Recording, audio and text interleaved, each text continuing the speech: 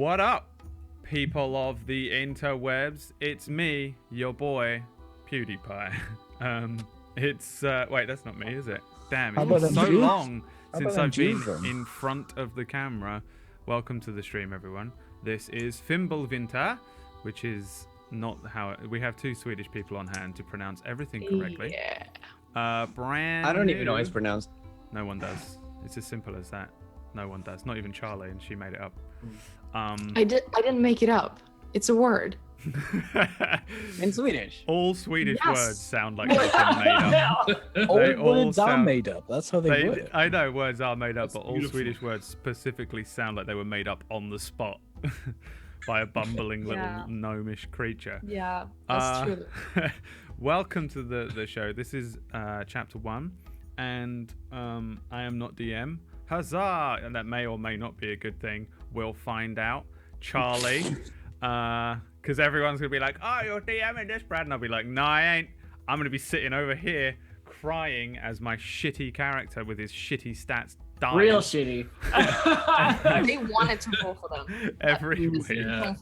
I have 3 8s. Actually, I figured out last night, actually, one of those 8s turned into a 9. You'll be proud to know. Oh, so good. It's still a -1. It's still a -1, so who cares? Still a -1. Yeah. We'll get to all that good stuff in a bit. But yeah, so we have a wonderful cast of people here. Some faces which have been here before, some which have not. 2 of which are Swedish, 2 of which are Canadian, 2 of which are British. We have to extend it to British, Peachy, so that we can be encompassed in that thing. Pretty much, I'm just going to hand it over to you, Charlie. This is your campaign. This is your show. Thanks for watching, everyone. Enjoy, Charlie. Okay. Hi, I'm Charlie. I'm going to be DMing this campaign. It's called Fimbulwinter. You can also call it Fimbulwinter, but for the English-speaking people, it's okay with Fimbulwinter. You could probably I guess we can introduce your characters now. Sure. Do that. Who wants to start? Me. Hit it up, Brad. I have the flu, so the more stuff I can get out of the way in the first hour before the meds run out, the better. Sure. My character, the first of all of the characters, and by far the most important one because it belongs to me, is... Classic Brad answer. His name is Rook. I think I actually have some artwork, which I might be able to drag onto stream in a minute. The character is a human. He is a young human, 16 years old. He's a little...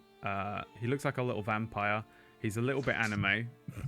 By accident, but it happened. He's got like an oversized robe and 2 little short swords hidden underneath it. He's got little sharp pointy incisors and slightly oversized boots because he puts lots of coins in his boots. So where he's patched all of his boots up, there's just all this extra room in them. So they look like they're like 2 sizes too big for him, but really they ain't because they're filled with cash. Or they will be.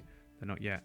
So I've just got this little kid with like scruffy black hair, very pale white skin, in a robe that he conceals himself under, and he's cute and looks like a tiny vampire, which is why he's going to have a Transylvanian voice, or at least close approximation. It's going to be a close approximation, which means it's going to be a comedy Russian. So that's Rook, the hentai girl. Yes. Should we go in the order that is on this screen, Bobby? Yeah, why not? Yeah. Sure, that works. What's up, guys? I'm Bobby. I'm playing Bjarn, the Aasimar war cleric. If you're gonna try and picture me in your mind's eye, you all know Geralt from or Geralt from The Witcher. Picture a younger version of him. I'm wearing chainmail with like a dark black cloak. I use like a big 2-handed warhammer, and I use a shield as well. My face is covered in like a beaten up old dark piece of cloth, and I have a hood up at all times. I kind of keep to myself. As I said, I am an Aasimar, so I am kind of in touch with Odin a little bit, and he is pretty much what I worship. I don't want to get too into like the whole religious thing of the show yet, but it's gonna be a lot of fun. So I can't wait to play. It's gonna be good. Let's do it. Next on the screen is Elf. Hey! Hello, everyone. I'm Distracted Elf, and I am going to be playing Eshenezra Kiliontheal, otherwise known as Esh. She is a high elven wizard, very studious type. Glasses, the many books and scrolls, the whole shebang. I would like to say during this character creation that I rolled my stats as we all did, and I have 20 intelligence and 3 wisdom. 20 intelligence and 3. It's the lowest stat I've ever seen, I think. Yeah. My hawk familiar has far more wisdom than I do at 14. Yep. Well, good luck with that one. Eshenezra Kiliontheal. The actual distracted elf. Yeah. You've made a real one. I guess I accidentally made an actual distracted elf. Yeah. Next on our little thing here is Mr. Pony Punch. Has a face this time. Last time you were on the channel, you were just a disembodied, I could melodic voice. You didn't know. Hi, I'm Pony Punch. I'm playing a Kinku, which I just found out when we made the characters was a thing. So it's pretty new. It's kind of a bird man. If you put it in layman's terms, a bird man ish, which it has has a big hoodie on. Or hood rather, a black one, and a witch doctor mask. So no, people don't really know he's a bird yet. And he's a rogue. I'm not sure how much else I can say about it. All right. Yeah, so that's the same with me. I was like, it's just a little kid. Yeah. He's not a secret god in disguise. He's not. He's really not. He's got 3 8s. Cool. Last but not least, Mr. Peachy Pixel 8. I am Peachy Pixel 8. I was going to play a barbarian gnome with a hood, but every fucker's got hoods here, so he's got no hood. Absolutely no. Hoods are banned. I do not have a hood either. Oh, you do? Okay, we're going to be twinsies with the no hoods going on. Is that cool with your 3 whiz? I'm a barbarian with more wisdom than the. Listen, okay, everything in the world has more wisdom than me. There are some funguses that have more wisdom than I do. Basically, everyone had some really terrible rolls. I did manage to get a 20 out of it, so yeah. I think Brad's the worst off. 3 8s. Yeah, it's not good. Fine. Ooh, it's pretty rough. He's got this. We'll see. But he's a happy-looking gnome. He's got one of those. Are they called Scottish smiles? I forget what they're called. You know, with you got the scars from like your cheeks to your mouth. Oh my god, no, like a Joker. Yeah, like a Joker scar. I feel like in London we call it a Chelsea smile when they Chelsea smile. That's the thing, not a Scottish smile. I'm thinking of a Scottish kiss where you headbutt someone. I'm going to roleplay that in. He's definitely going to Scottish kiss a couple of people. Cool. But he looks really happy. Such a friendly guy. He's got a big axe that is also a lute, so that's going to be fun. Yeah, I don't understand how, but that's a thing that he has. All right. Well, the GM said, "Yeah, do it," and I'm like, "Yeah, just do it." I mean, everything. It might bite me in the end, but it might be fun. We'll have to see what happens. Okay, are we ready? I think I am. Maybe. All right. All right. You all find yourself in Midtown, a trader's town located in the northeast outskirts of Valeria.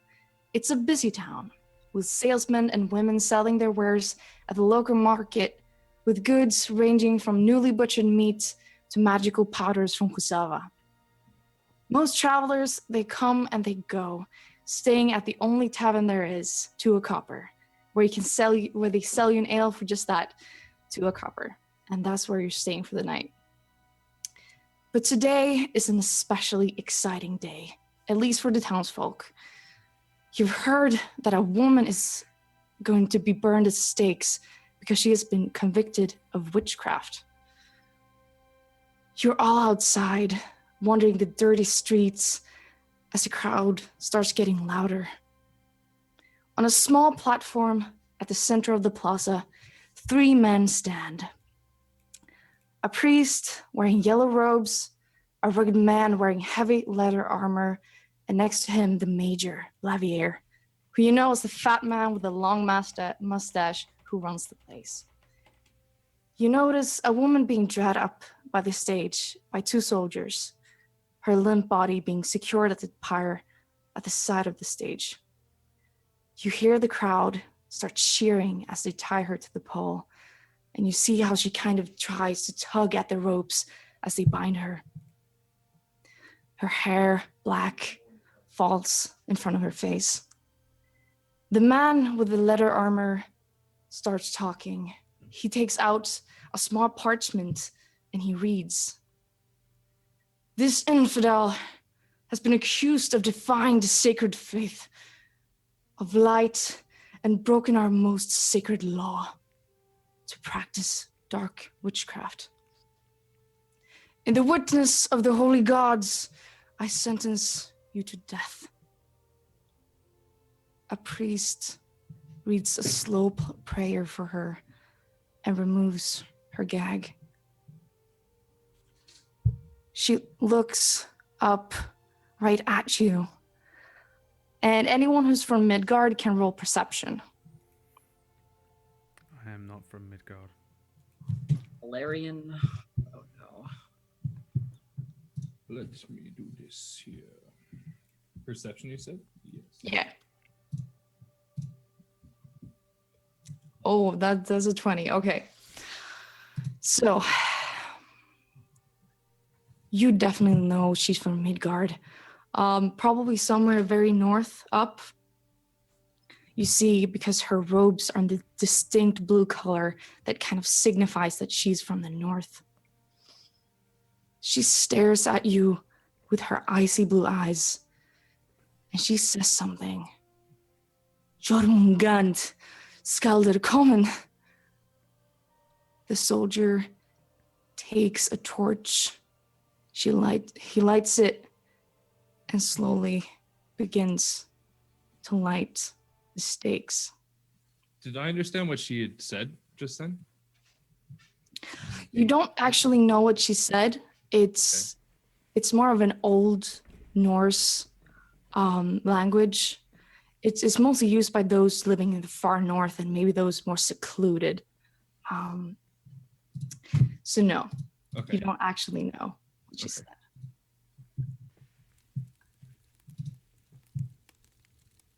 The pyre starts to burn. You see flames flicker as it ignites, and they spread faster and faster.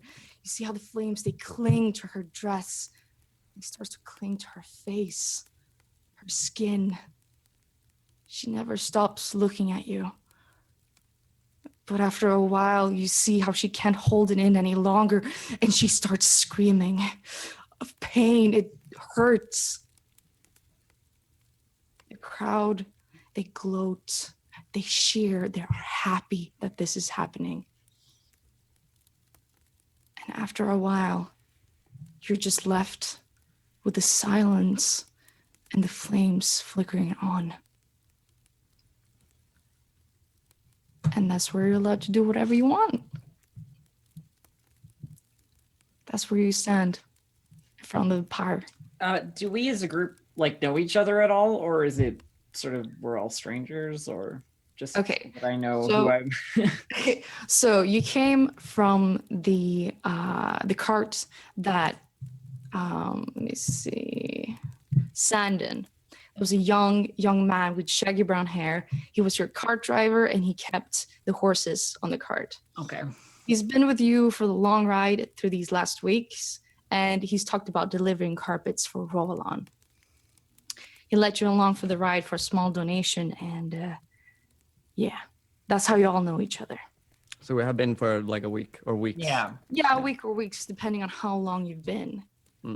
With the Some of intention of you- getting back on the cart and going Further Yeah. or Yeah. for tonight, you're just staying. He's still going to Rovalon, so he said, "All right,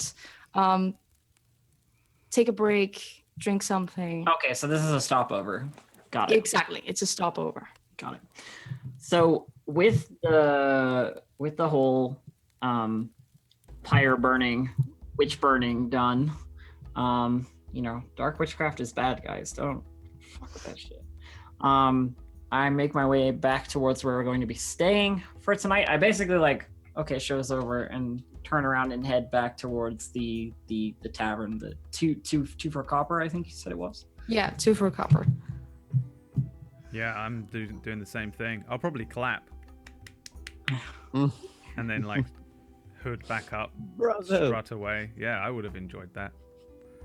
Which sounds So evil. as you come to the tavern, it's kind of a small tavern. You've seen, it's had a couple of rough years. A lot of people coming in and out. Maybe not a lot of money coming in. As you walk inside, there are several people sitting by the tables. They're playing games, they're drinking, having a good time. It seems, especially when things like this happen, people are extra happy. They feel safe. They know they're doing the right thing. You see Sandon, he's by the bar. He's talking to the barkeep. And as he sees you, he says, Hey, there you are. How do you think about the whole pyre thing? Was he directing it to anyone in particular? Yeah, No, just the entire group. in the middle of this conversation, I'm still walking. I've ignored him completely, and I'm going to sit back at the table, somewhere clear, and pull out whatever book I've got on hand at the moment. I'm just flipping through whatever it is. This conversation, I've basically missed it. I definitely Well, didn't. not very good. I'd usually end with a song or a dance. I think they'll have like a performance tonight, maybe, but for now, just enjoy. It's good that they burned them, right? We don't want that dark magic here, I think. What exactly was the dark magic? I don't really know. I spoke to the barkeep here. His name is Ivano. He said that they've been seeing dead fishermen by the sea, floating, and then coming to shore. I don't know much more. It's just very uncomfortable. I just want this to be I look around. Is there a table available, maybe in a corner or something? Yeah, I've already grabbed a table, so if you know me, you can, Yeah, I look around and I notice her and I Rook, let's go. Okay. I'm gonna hit, but not very hard, Sandon, because I like him, and he sounds like me a bit, hopefully. And I'm gonna say, what luck, huh? To come to town on this day. I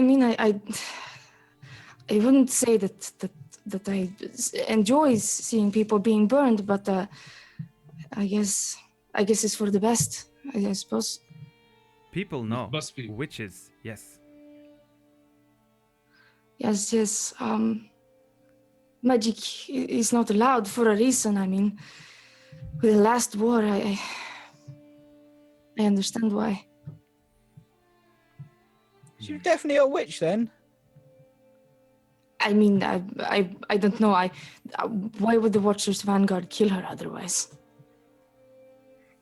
It was cold. Nice fire.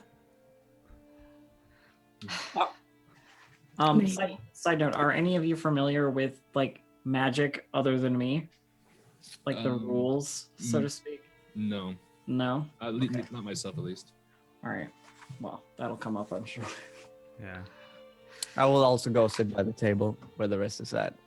I'm gonna stick with Bjorn, because Bjorn's big and scary looking.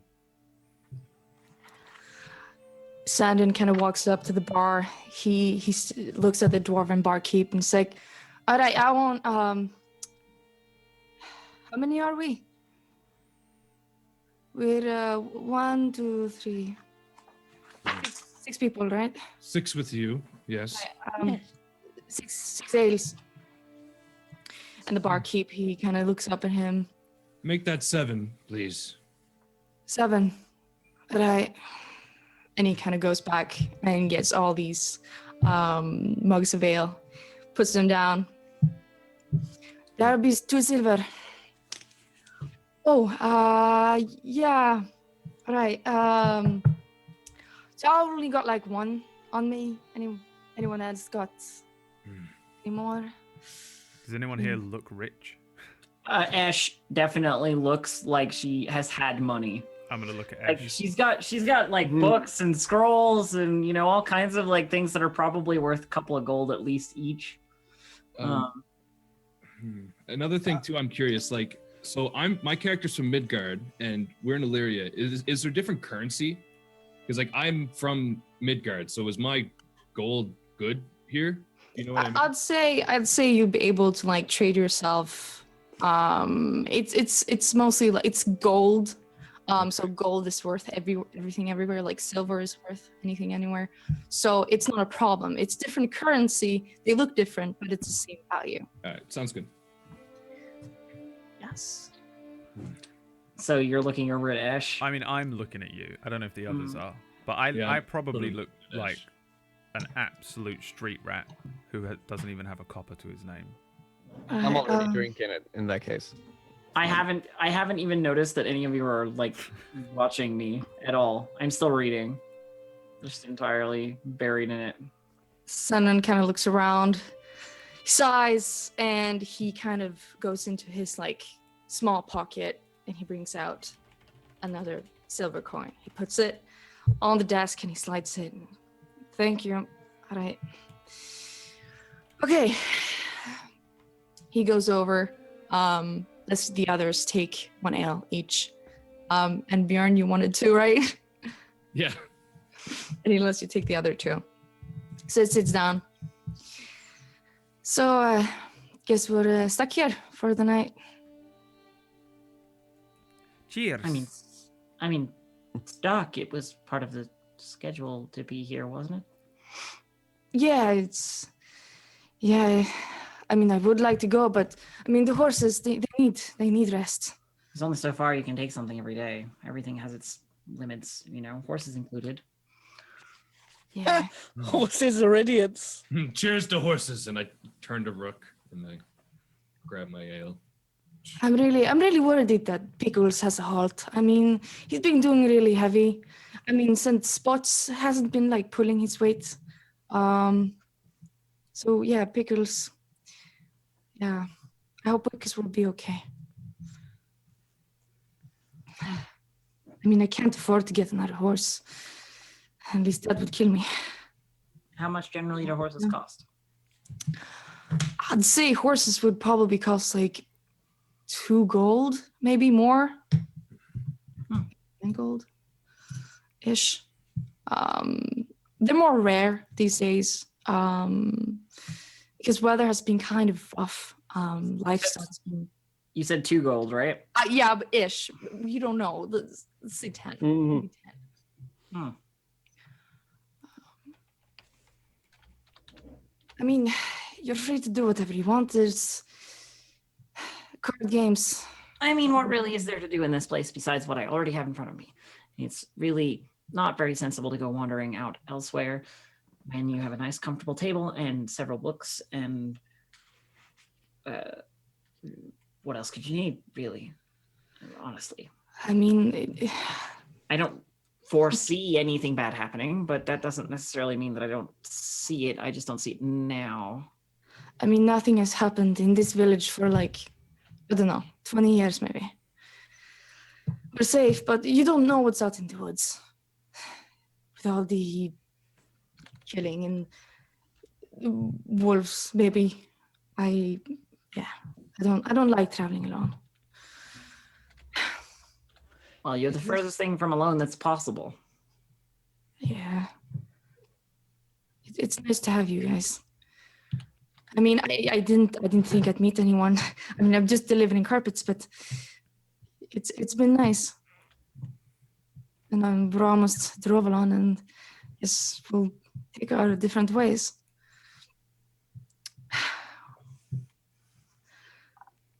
So, Arthur, could you play something for us? What do I look like? A gnome? You Fair look enough. like a gnome with a lute. Play the lute. What's So, that you're holding? I like pull out my loot, and it looks like the gnarliest, nastiest axe you've ever seen in your life. But it's got a couple of strings on it. You know when you see those redneck guitars, it's basically a box with a stick on it and a couple of strings. It's basically that. I mean, I've heard you play before. It would be nice to hear it again. All right. Make space. Does anyone make space? No. Sandon makes space. I mean, if you like sort of shove a little bit, I might shift over. I don't think I'd shove. I sort of probably finish. I down my first beer and then I kind of settle in my seat and kind of lean back a little bit and grab my second and ready for some songs. So this axe is massive, yeah? It's probably bigger than me. It's probably bigger than you. So I swing it into a stool and just embed it into the stool. And then I sort of clamber around it and start to play it. Hey, what are you doing there? The barkeep says, "That's my chair." Just a little song. Are you gonna pay for that? I'll pay with the magic of music. This better be good. He kind of sits back. Everyone else in the room, they look back at you. It's like, who is this weird person who just mauled a chair? Well, I need somewhere to hold it. It's pretty big. Is he like super rare being a gnome? I wouldn't say he's he's not extremely rare. Like, people have probably seen him like a gnome before. Especially in a trader's town, it's not as harsh with the rules of who can enter and who can't. I'd say they've seen maybe a halfling, maybe a gnome in their life. It's definitely something new. It's very interesting for them, at least. Because I'm fascinated by him, and now that he's doing all this crazy shit, I'm even more fascinated by him. So I would just like to state for the record that I'm sat there with the widest grin on my face. I loved how he pissed off the barkeep, and the fact that he's embedded an axe in the stall to play it is even better for me. So I'm really enjoying it. I'm also 16 and I'm probably drunk after one swig of mead, so I'm having a great time right now. Sandon kind of makes you like gulp it down. It's like, all right, boy, come on. You can do it. I reach in my pack and grab a pack of playing cards and, shuffle out a hand of poker for whoever wants to play. 100%. Yeah. As soon as you lay down a couple of cards in front of Esh, she just, without looking at them, puts her hand on them and says, "I win," and pushes them back towards you guys. And I give her a strange look. How do you know? I already won. Let's play. And Sure. I guess we go through a game. I don't know if we. Yeah, sure. Do some checks or- Parser, you can do a performance check.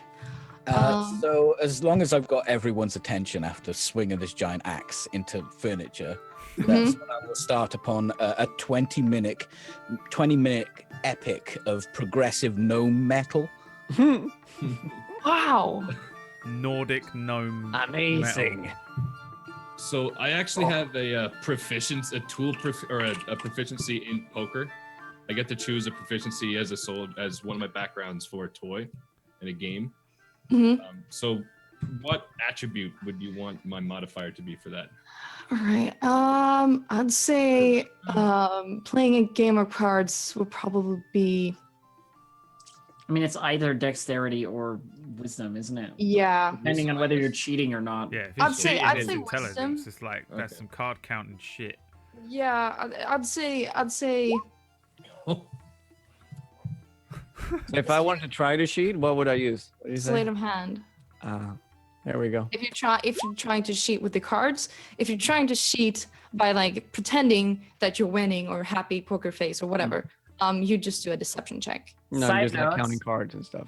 Side note, would I have been able to use my diviner's ability that I would get after a long rest because we would have long rested at some point before this?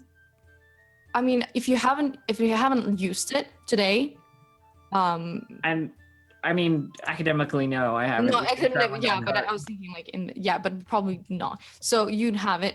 Okay, so hang on. use it. Cool. How do I just So- play cards without trying to Like, cheat or I'd say do a intelligence check. Oh, thank God. The only Sweet. one that isn't an 8. Still got a 7. Great. 7. Okay.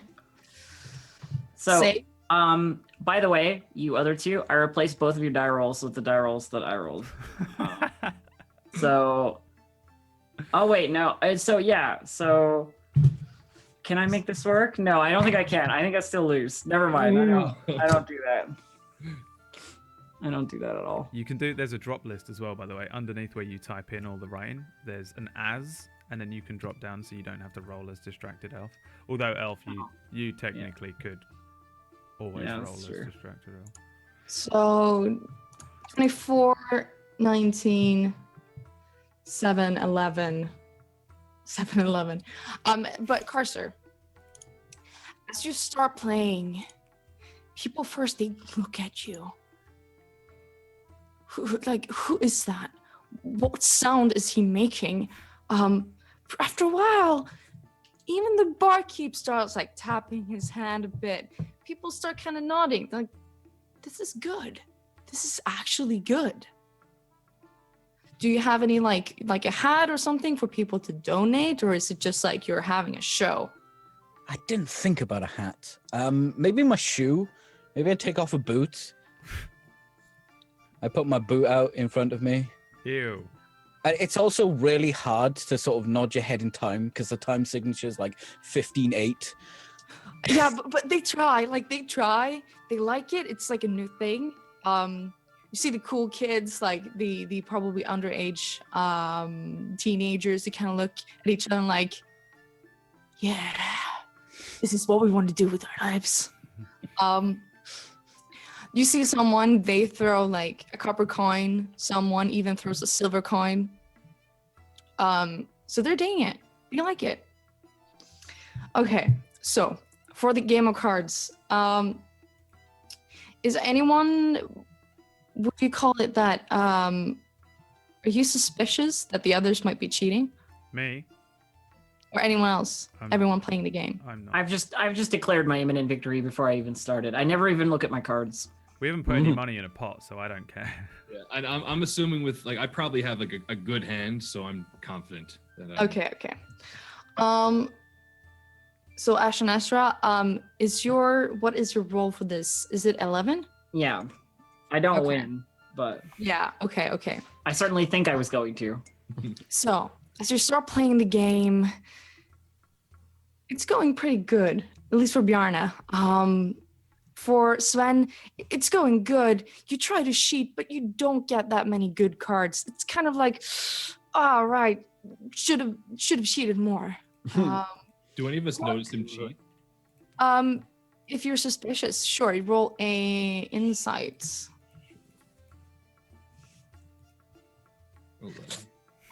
You don't see him cheat. He's honorable. He would never cheat. He looks confident. Rook, In my mask. you look at your cards. You throw your cards. You're like, this works. Maybe you lose. It's bad. Ash and Ezra, as you play, you feel fate kind of slip away from you. You thought they were gonna do that, but instead they do something different. And then it changes again, and even though you knew exactly what was going to happen, something else happens. I mean, it's not linear, you know. We can't get You it all. can't do everything. Sandon, he looks at his cards.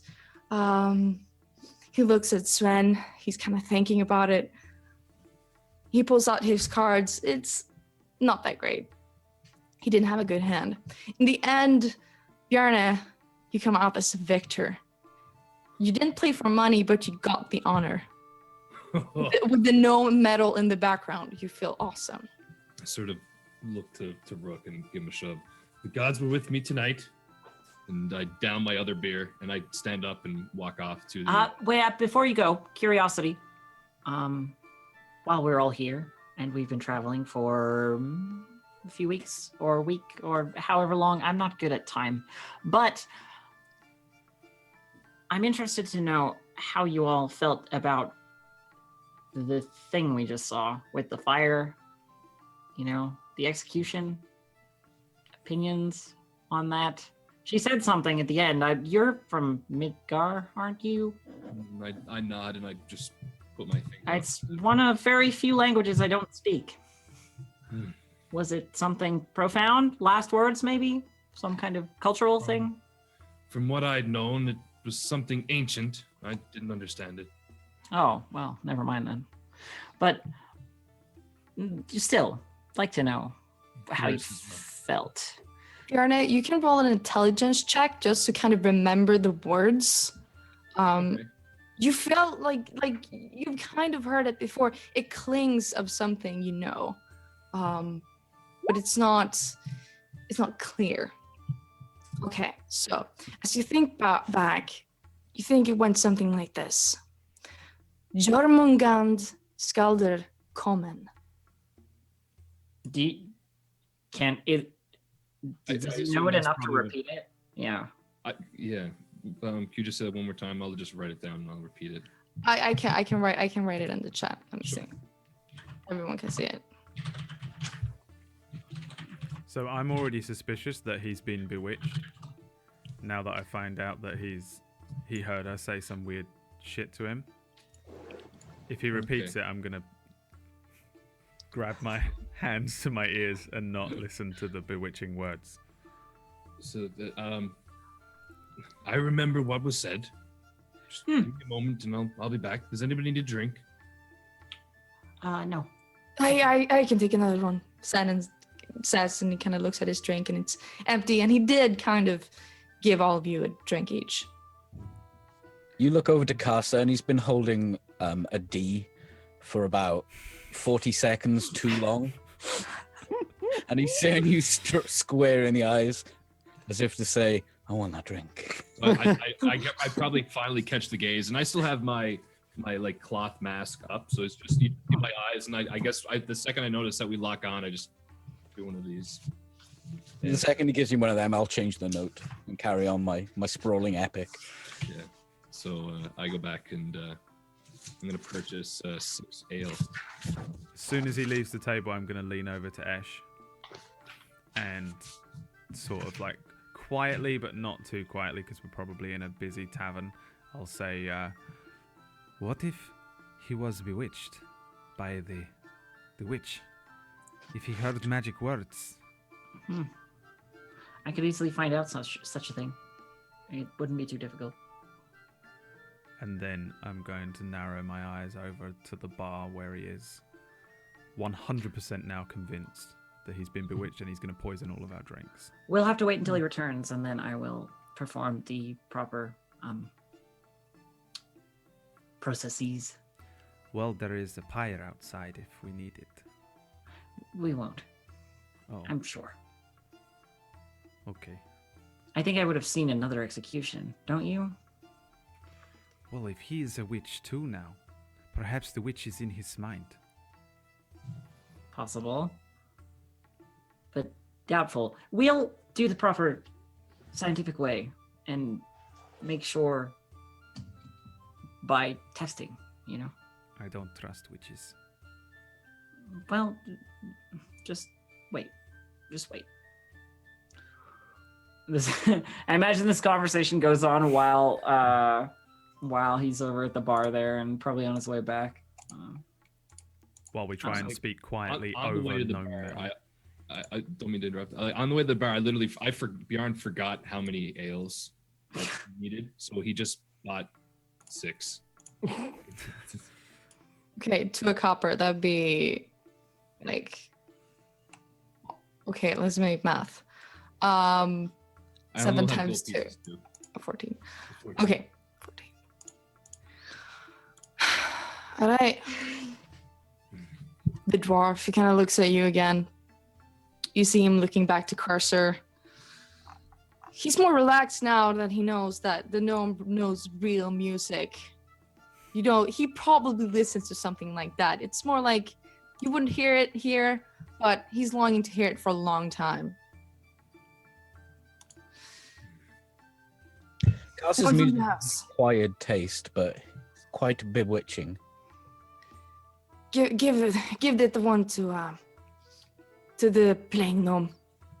And he gives another ale and puts it forward.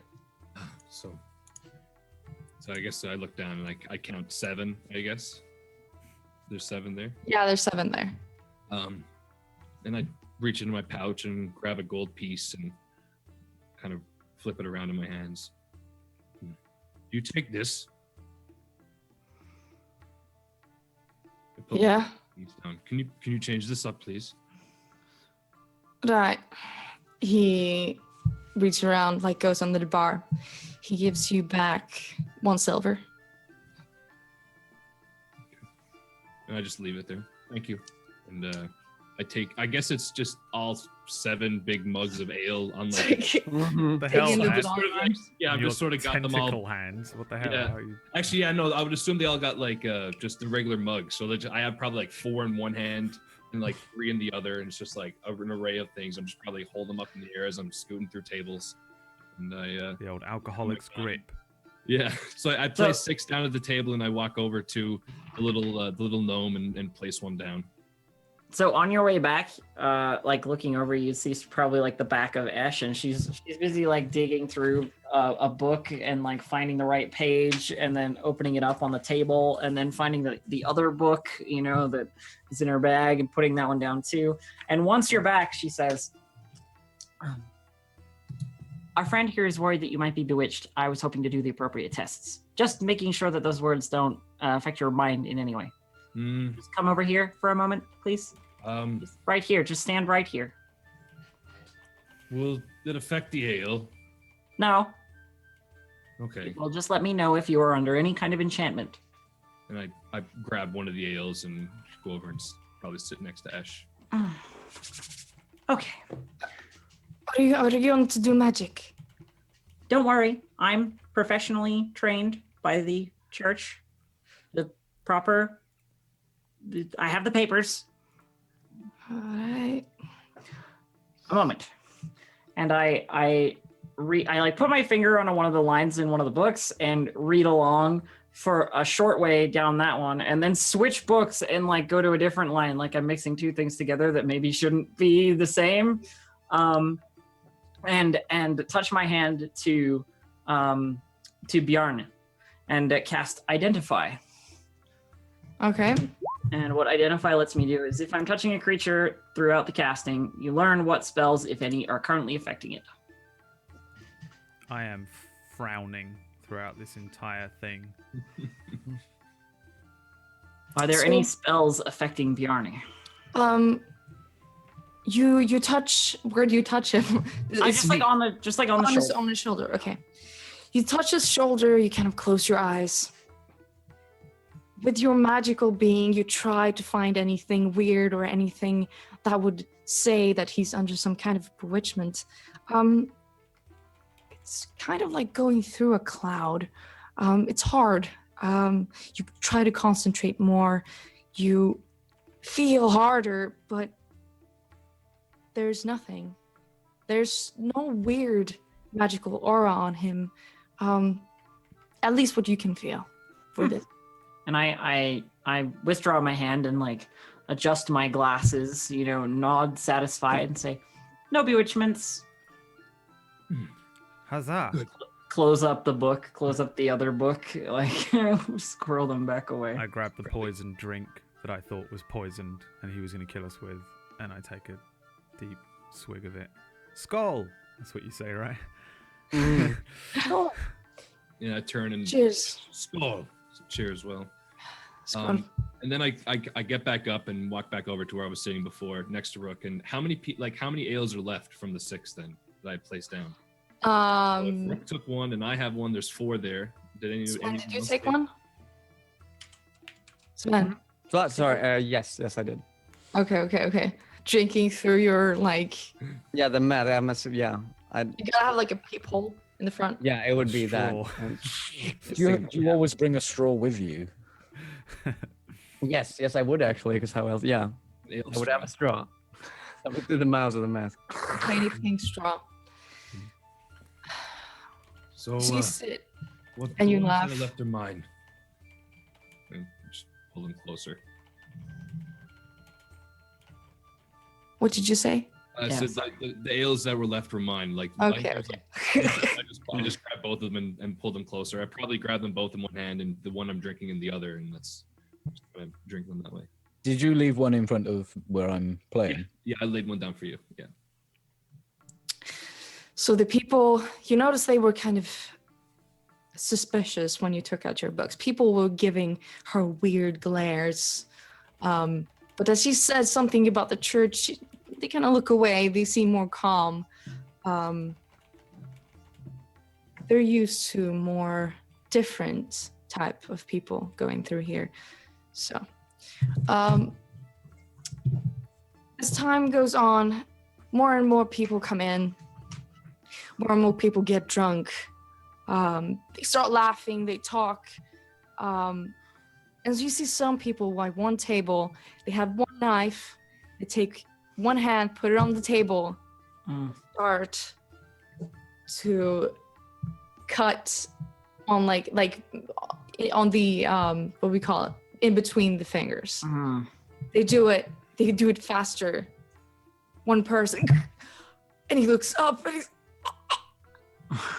and you see like half his finger is gotten, the knife is sticking through it. Everyone laughs. There's just blood everywhere. People seem to know this happens a lot, especially to the young ones. I'm cracking up. That's the funniest thing I've seen all night. Yeah, some people are playing mousetrap. They're playing with like tiny little cups. They're betting. You see someone in the corner. She's playing with these cards, and she's kind of touching the people that sit on the other side of her, and she speaks about fortunes and different kinds of prophecies that they might encounter. Let me see. I'm not going near her for the record. Mhm. We've already burned one witch. Okay, so as time moves on, it's getting more and more late. Night is coming. Simon kind of looks back. He's been taking more ales, so he's kind of a little bit dizzy. It's been a while for him. All right, I'm going to take a room, and tomorrow we'll continue. It's been so much fun. Right. I'll see you later.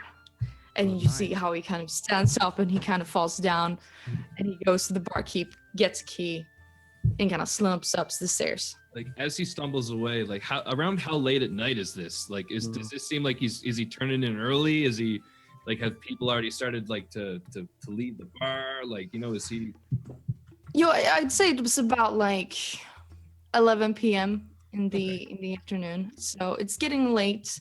You're all kind of feeling tired because you've actually been on the road for quite some time. It's been a while since you actually had somewhere to like lay down or take a rest or eat real food. And somewhere warm to be. Yeah. What do you do? I'm looking at the mask on the Kenku, and I want to try and see his face because I'm drunk now, And I've built I up mean, the like- courage to look at the scary gas mask wearing robed. I was gonna say, I would assume that, I don't know if everyone knows, but I'm wearing it because people don't like kenkus right around these parts. Like everyone's pretty much bad who's a kenku. I just want to like have that said so people know why there's a mask, I guess. Yeah. Like- I assume. Is it one of them plague doctor masks? Yeah. Yeah. Oh, sick. Also, is this one of those like obvious drunk stare kind of things? I'm like, yeah, I'm at the point I'm now just, like, where, looking because at the thing is, I think he's a scarred up mess under that mask. You know, I think he's like a human with like a horrific like disfigurement, and I want to see it. I mean, Can Sven. I do like a perception to see if I notice that he's staring, and then if so, like. I'm check it probably out? not even. I probably haven't even got my head up at this point. If, Ooh, if it's you're just, just kinda I like was this. already drunk after like one beer or something, and I'm just sitting there, just like leaning on my empty mug, looking at him. Okay, I wouldn't. Sure. Yeah, but you can roll perception if you want to Sure. kind of just like look at him, see what he's doing. 7. Like, Okay, no, you don't recognize anything. You're off staring at some other women by the bar. They're having a party. They're having a nice time. Sven, would you want your identity as a Kenku to be known, or would you like to have kept it a secret? No, just like that's the reason for the mask and like everything as much as possible. People not know that I am a kenku. Yeah. Okay, so would you have tried to like hide it from everyone else? Yes. Okay, you can roll a stealth check just to see how good you've been holding up. Okay, you've actually been holding it up pretty well. Can't see Um, shit. Everyone else in the party, you know, he speaks kind of weirdly. He never takes off his mask. You think that maybe there's something wrong with that, like his face underneath, maybe, or he's very scared of getting sick, or he's just a weird guy.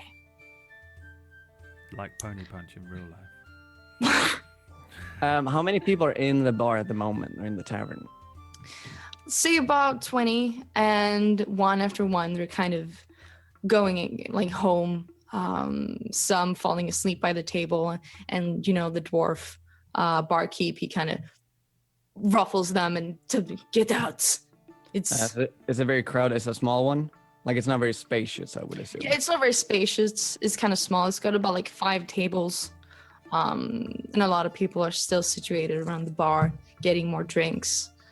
So the odds of me picking a pocket and stealing some golds would be pretty good, I guess. In a play, if everyone's Yeah, they'd be pretty good.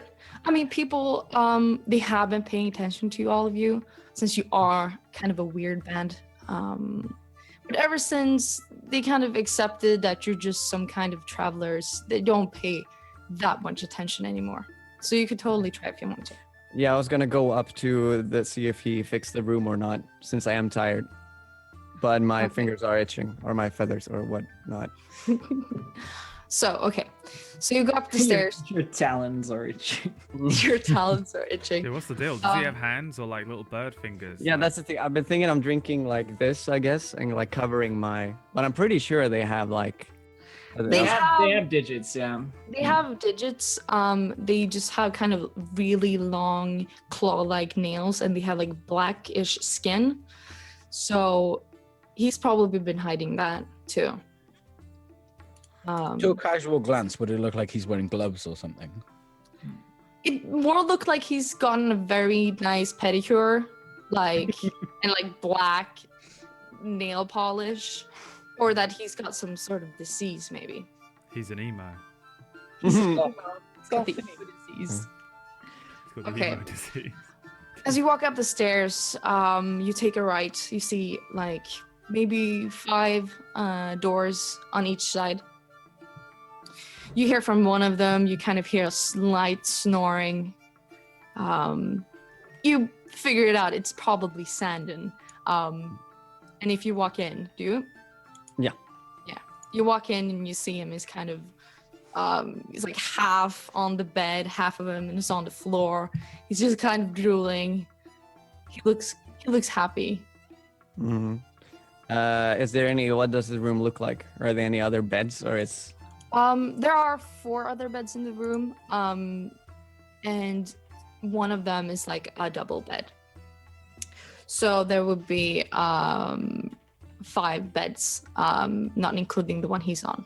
When you say double, do you mean bunk beds? Yeah, bunk beds. Yeah, okay, I'll take top one. Top one, cool. Yeah. All right.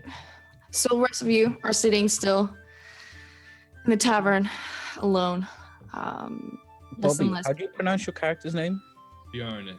Bjorn. Are you still with the ladies? No, I'm sitting at the table. No, he was looking at Just the looking at ladies. them. Yeah. Oh, well, I'll sort of nudge you. Ladies, eh? And I give you the old wink and the nudge. Is he sitting? Oh, are you literally right next to us? Oh, okay. I was playing like on the table on my own stool. Yeah, I just kind of turn and give you a chuckle and finish the rest of my ale and probably grab the last one I had left and start drinking that one.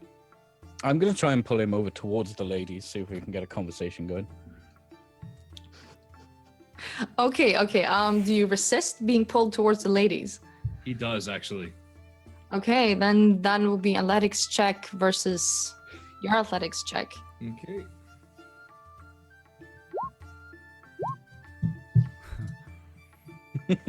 Denied. Okay, so Oh, mister. Carcer, as you try to pull him towards the women that you so want him to talk to, Bjarne, he's just sitting still, drinking. He doesn't even care. He doesn't even look at you. He won't have to. You're way too small to get him anywhere. Oh, if he's not looking at me, I'm gonna sort of get up on his lap. What, mister? Kind of look up at him. Kind of take another sip and kind of place my ale back on the table. Looking at him. Too many beers? No. You look like kiddo over there. Like who? I point over to Brad's character, which is Half called. asleep in a mug. Still watching. Brad's- There's a bit of vomit there. I'm watching the Kenku leave and go upstairs. And Roll a constitution saving throw. I will roll you a constitution. My con isn't actually that bad, to be fair. Ooh. Oh, Holding my as own. you, yes, like as you sit down, and as you've been drinking, you're like, yeah, I can take some more. So you drink some more, you're fine. You're like, Let's try more. I'm a big man now. I'm getting my I can second drink a win. lot. Your second win.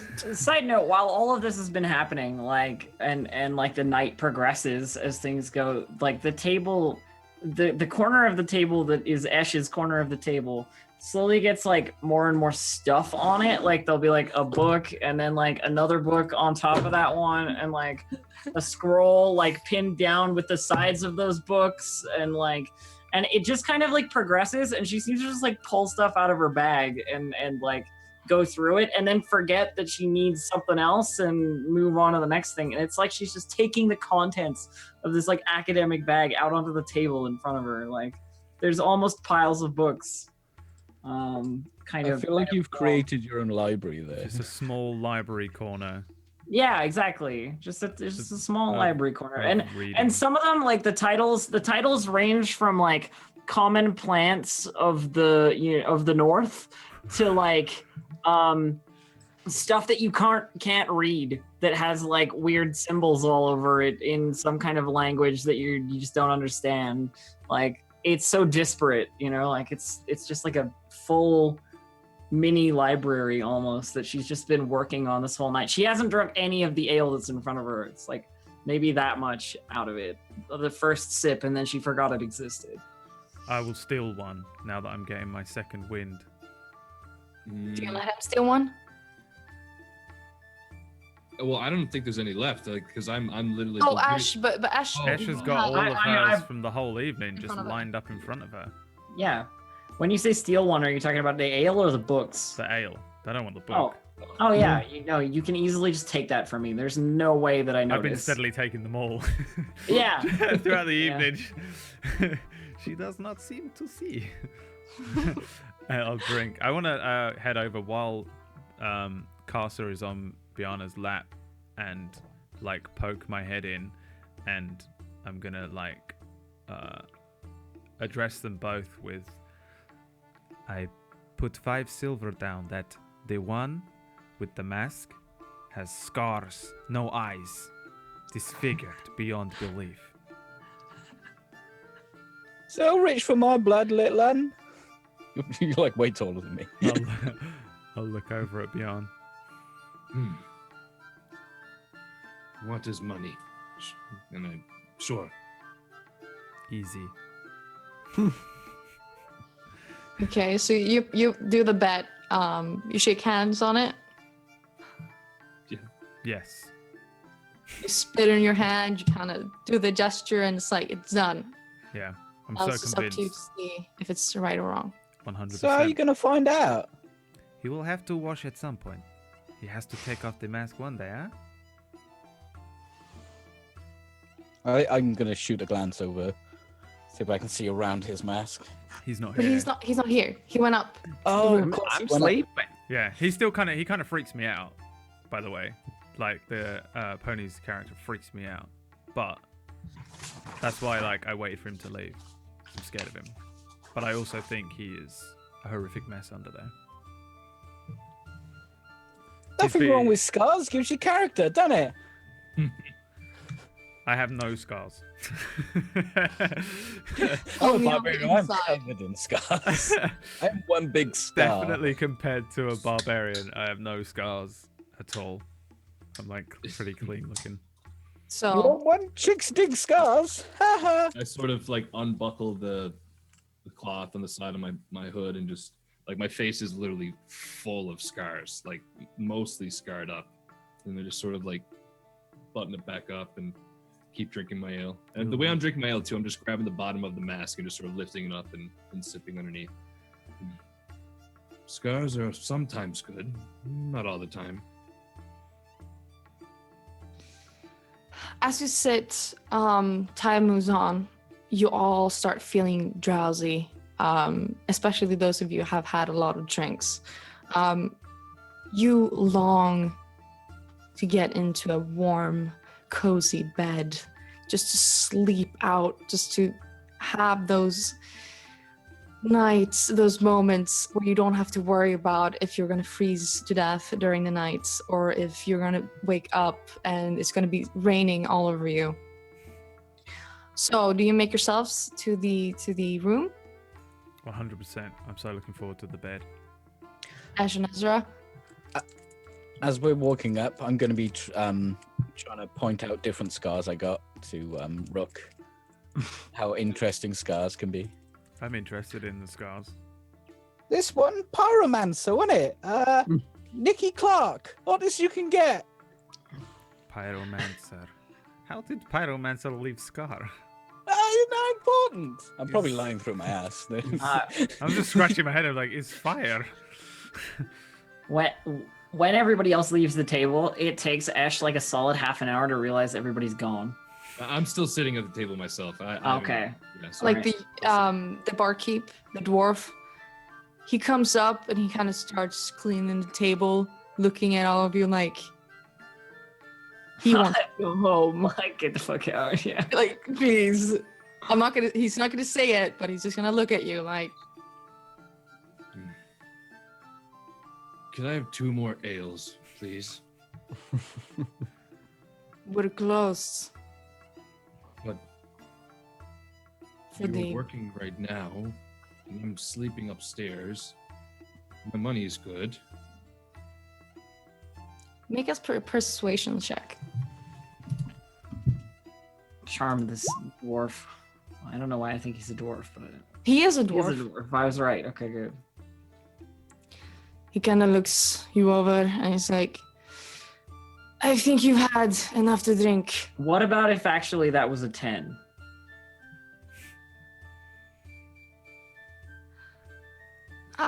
Is it a 10? Yes. Is it a 10? It's Is it a a 10? Okay. It's like, I mean, I think you've had enough, but got. All right. He goes back. He puts his hand on and Oh, money. And I grab another gold piece and lay it down.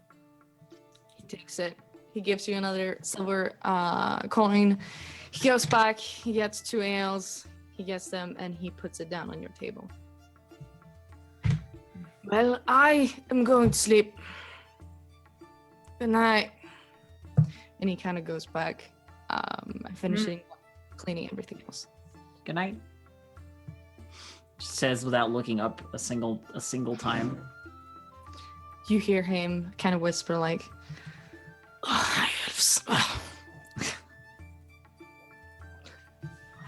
Dwarf racist bastard.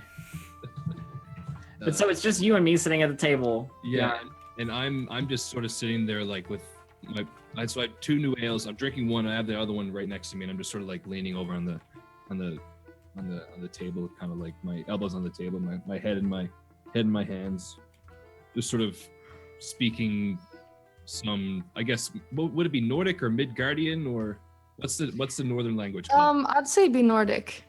Nordic. Okay, well in Nordic I'm kind of kind of just saying some chants to Odin, I guess you could say. under my breath.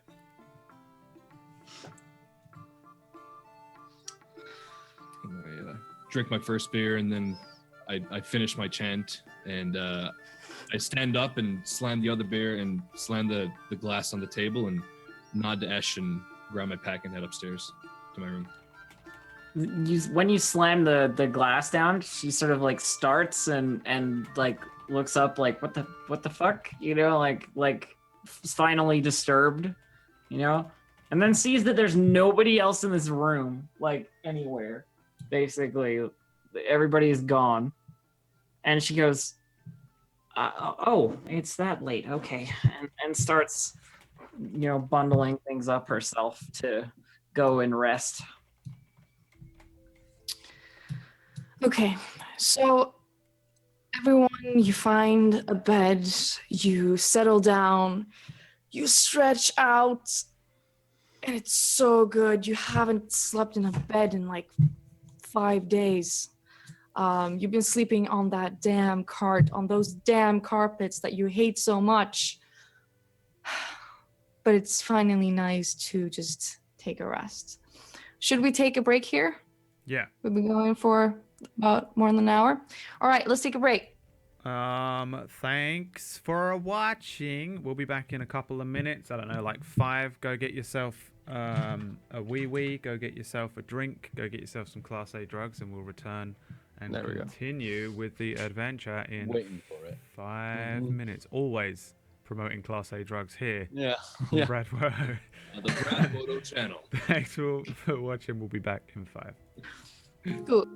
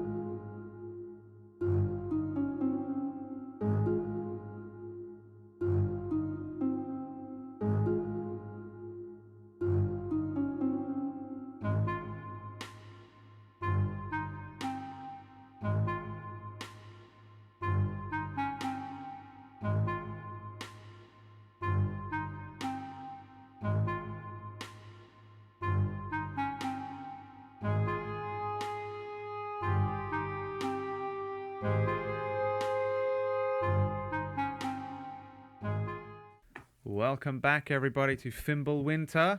We're going to continue. Charlie, it's over to you, your show. Yeah, we're gonna start. Okay. So, you were in your beds. You fall asleep very quickly. You remember you kind of like cuddle into the warm new sheets. Ash and Asra, your dreams are usually filled with different images of different pasts and future and presents that didn't happen.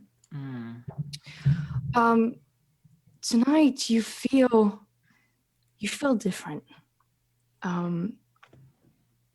You see someone, and in this dusk of nothingness, he walks towards you. You see he's got one sword in one hand and a sword in the other. And he walks closer. And you're scared. And then the dream ends. Let me see. Bjorn. Oh, sorry. No problem. This constitutes a long rest, right?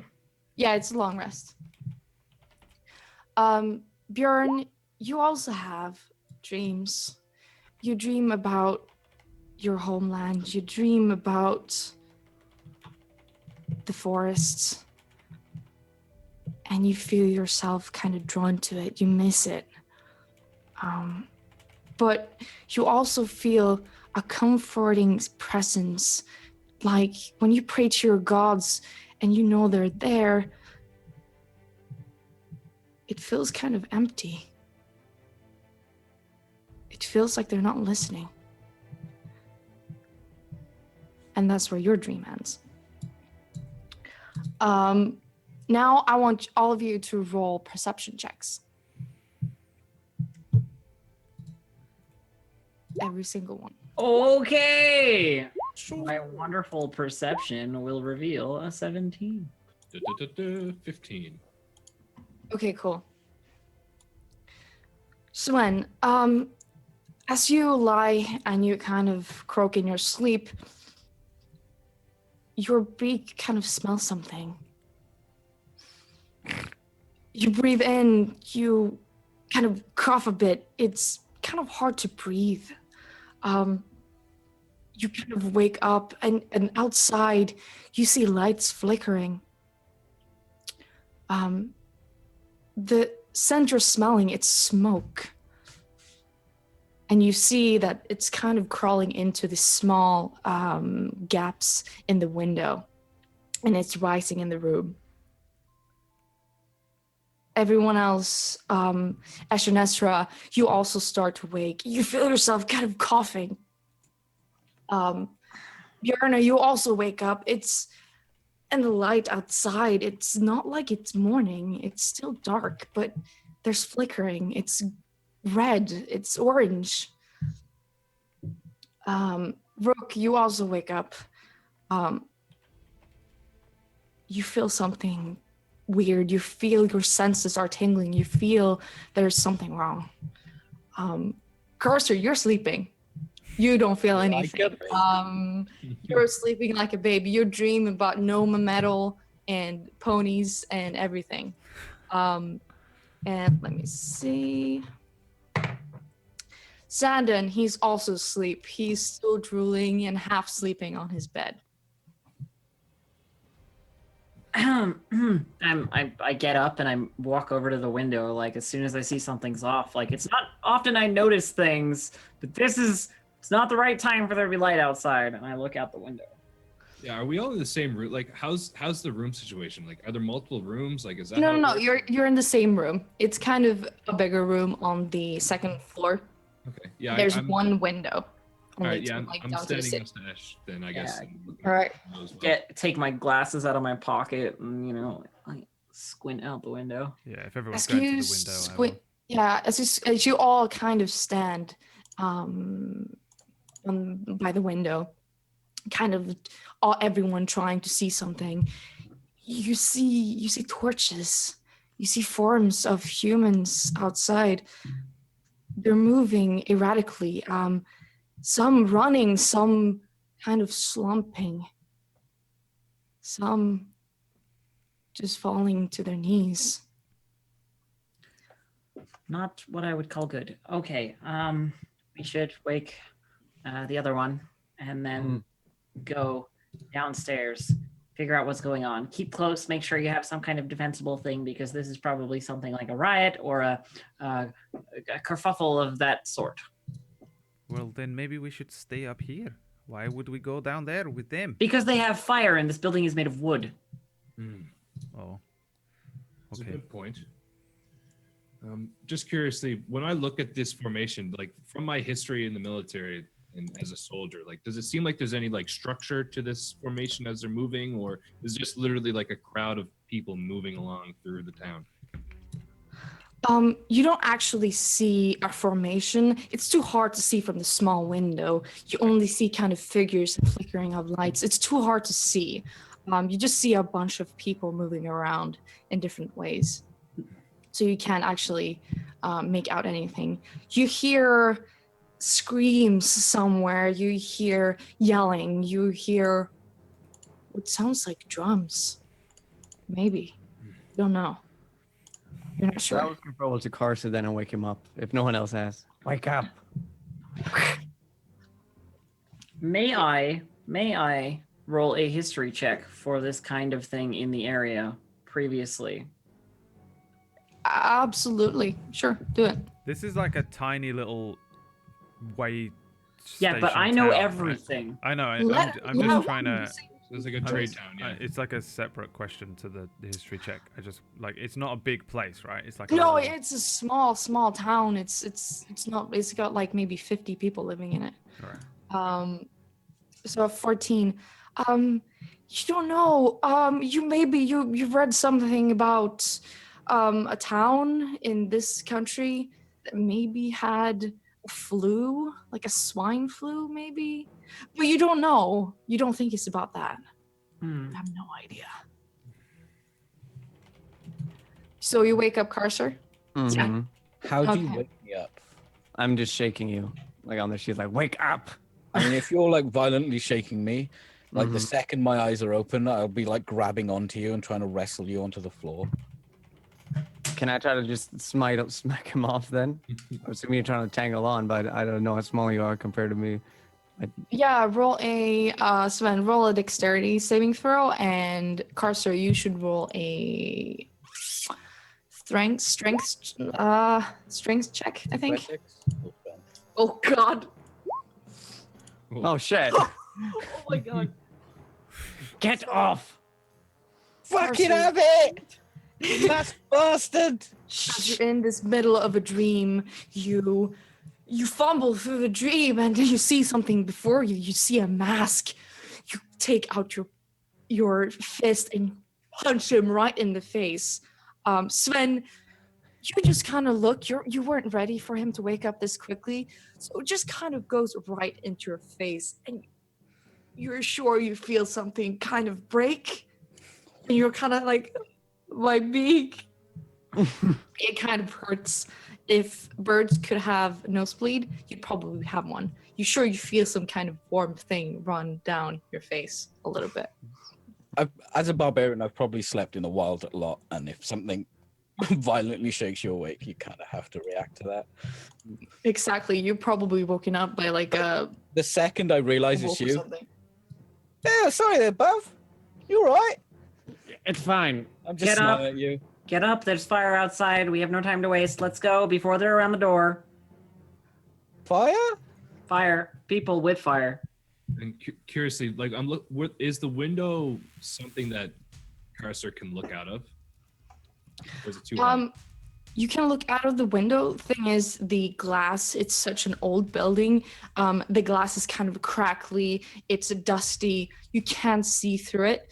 If you want to see clear, you could probably try to open it, but you don't see a clear handle. It's not made to open. Grab your things, Carcer. We're heading out. Yeah, I'm grabbing all my stuff. And, I'll try and go first if no one's like immediately leaving. Yeah, I as soon as you're out the door, I have like my shoulder satchel over and I'm following you down the stairs because I don't want to get trapped by fire on the second floor of a building. Yeah, I'd probably be like either leading the way or up near the front, and I have my large shield and my warhammer at the ready, and I have my metal helm donned as well. Do you wake Sandon? I actually Bjorn doesn't even think about Sandon. Totally forgets about Sandon. I'll wake him up. Okay, that's Wake very up, nice of wake you. up. Rick. And I'll just like shake him a bit. I'll be like, they're burning the building. Even Oh, though they're what not. is it? The building. They, It's fire. they're burning the building. Or maybe. Oh, the carpets. The carpets. I need to get my carpets. He sits up. You see, he's kind of got like a hangover. He's still probably a little bit drunk. But he goes with you. So you head down the stairs. Yeah. You head down the stairs. You see someone. You see two people. You see a woman and a child. They're covering underneath a table. You see they have the woman has splatters of blood across her face, and she's sitting there with the child holding it, just kind of shushing it, like, be quiet. Just be quiet. When we see her, I look at her and quietly, what is happening outside? And she looks at you and she, don't go closer. I will not, but what is happening outside? Do you know? I don't know. They came and I took my child and I don't know what's going on. They came out of nowhere. And I turn back. Do you guys know who they are? The ones with the torches? I point, but I ask the woman. Yes. Did they hurt you? Like pointing at the blood. We got away, but my husband, Edwin, he didn't get away. They killed him. They killed him. And she kind of repeats it over and over, and she's in a state of shock right now. Clearly, these things, or people, I guess if you could call them that, are not acting lawfully. They'll have to do something, surely. You hear more yells. You hear the drums. They keep getting closer.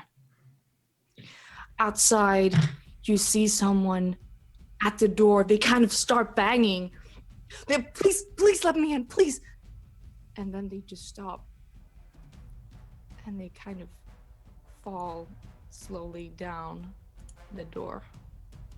And you see someone walk past.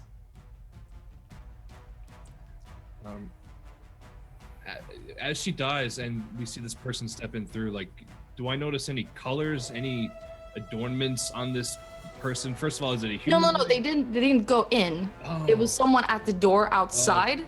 Okay. And they died Okay. for some reason. I'm like just ready up and lift my shield and sort of get into position and move towards the door and just sort of take a ready action with my warhammer. Is there windows, like big windows that we can see, so I could get an angle and see what the hell's going on with the person who was killed at the door?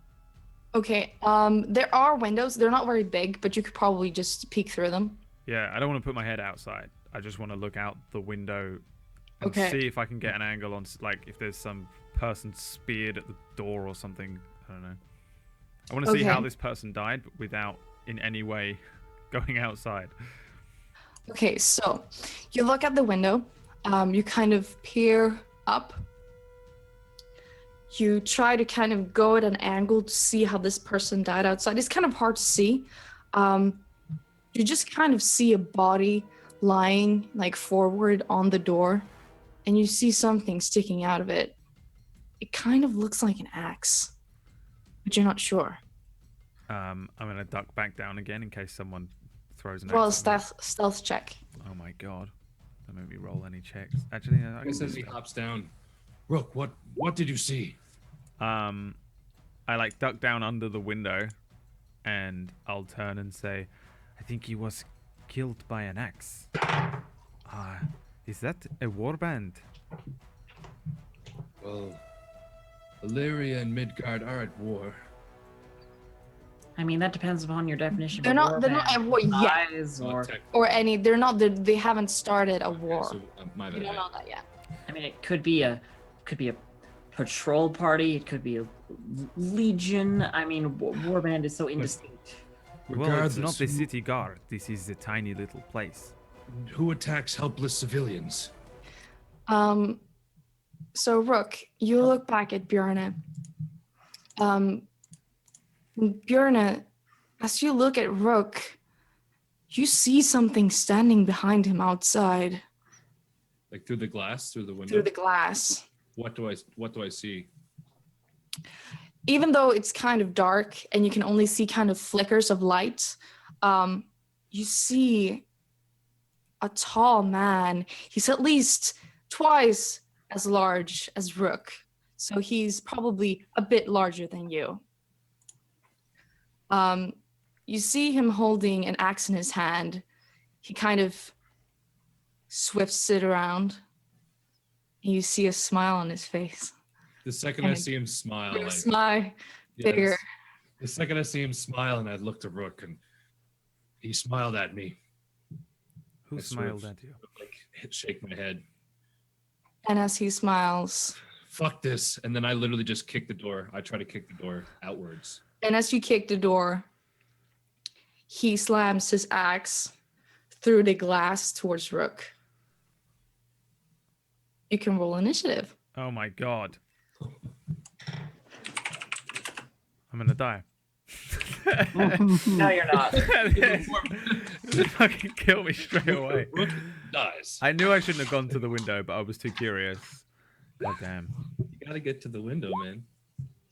Oh wow, great roll. I didn't select a token though. Don't worry, Rook. The axe coming towards you is only going to roll a 5. So The thing is, Rook is actually not like that unsurvivable. Like my dex and my con are okay. My AC is okay and my HP is okay. I just suck at actually everything else. I'm never gonna help you investigate, perceive, or persuade people. that's things. okay. I'm not going to help with any kind of seeing or convincing or pretending I know anything that isn't directly from a book. Okay, so Did you see him? Yeah, you did. Okay. okay, let me say, Bjarne, you can roll in a strength check to kick open the door just before the round starts. Straight up strength check Yeah. right now. Yes. Just do it now. 10. Okay, it doesn't open yet. You kind of kick it, but it's not open. All right, so the person behind the glass, he shatters the glass towards you. And I'll see if it hits you. I scream. What's your AC? 16. Okay. He takes his axe and he just swings it into the glass. You see shatters everywhere, and you swear you feel something kind of go past your face. And as you breathe, you notice that he didn't hit you. All right. I'm like whipping out swords and spinning around, but preparing also to run at the same time. I bring 2 short swords out. I have one in front of me, like across me, and one behind me, like reverse grip. Like that's how I hold shit. Oh, you're doing that stupid maneuver. Because I'm a spinny. Wait, there's a reason for it. I looked into it. If you hold one in reverse grip, it's very useful in tight corridors and enclosed spaces. All right. So that is why I'm doing that. Fuck you. I was like, I know someone's gonna bitch at me for doing it. I'm gonna look up why that's useful. So, this man, he kind of looks at you and he growls. I'm gonna get you. And he tries to climb in through the window. but he kind of gets caught and he doesn't actually get the entire way through. All right. It's Ash and Esther's turn. Ash is first. Ash. Ash, instead of having a weapon in her hand, she's pulled out a book. This is one of the ones with all the funny symbols on it. And she says something in a language that I don't think any of you speak, unless you speak Celestial. No. Yeah, You speak Celestial? I have Celestial. I don't know, it's like, Make sure you know. for you. Yeah, I have Celestial as well. Yeah. She says something incandescent like gestures, by the divine right, granted by the church and the training they've delivered, I strike kind of thing. Like it's Do you clearly read the terms and conditions of the church? I basically, yeah, like In so I'm subsection going to C. magic missile. And that's actually I gotta do that more than once because it's 3 of them. Because it's 3 missiles. It's auto hit, right? Yeah, it's auto hit, so it's a total of 9 damage.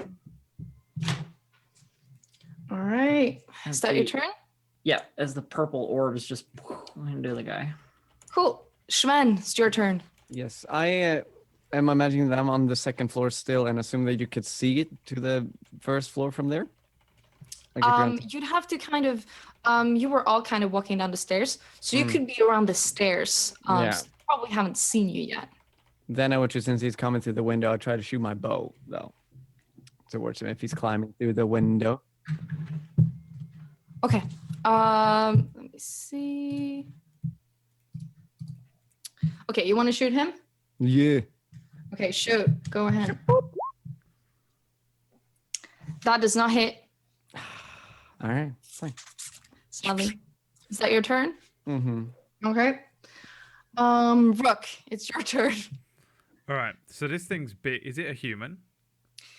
As you look at him, he's wearing some kind of fur. He's bare chested, but he's got this big leather armor piece on half of his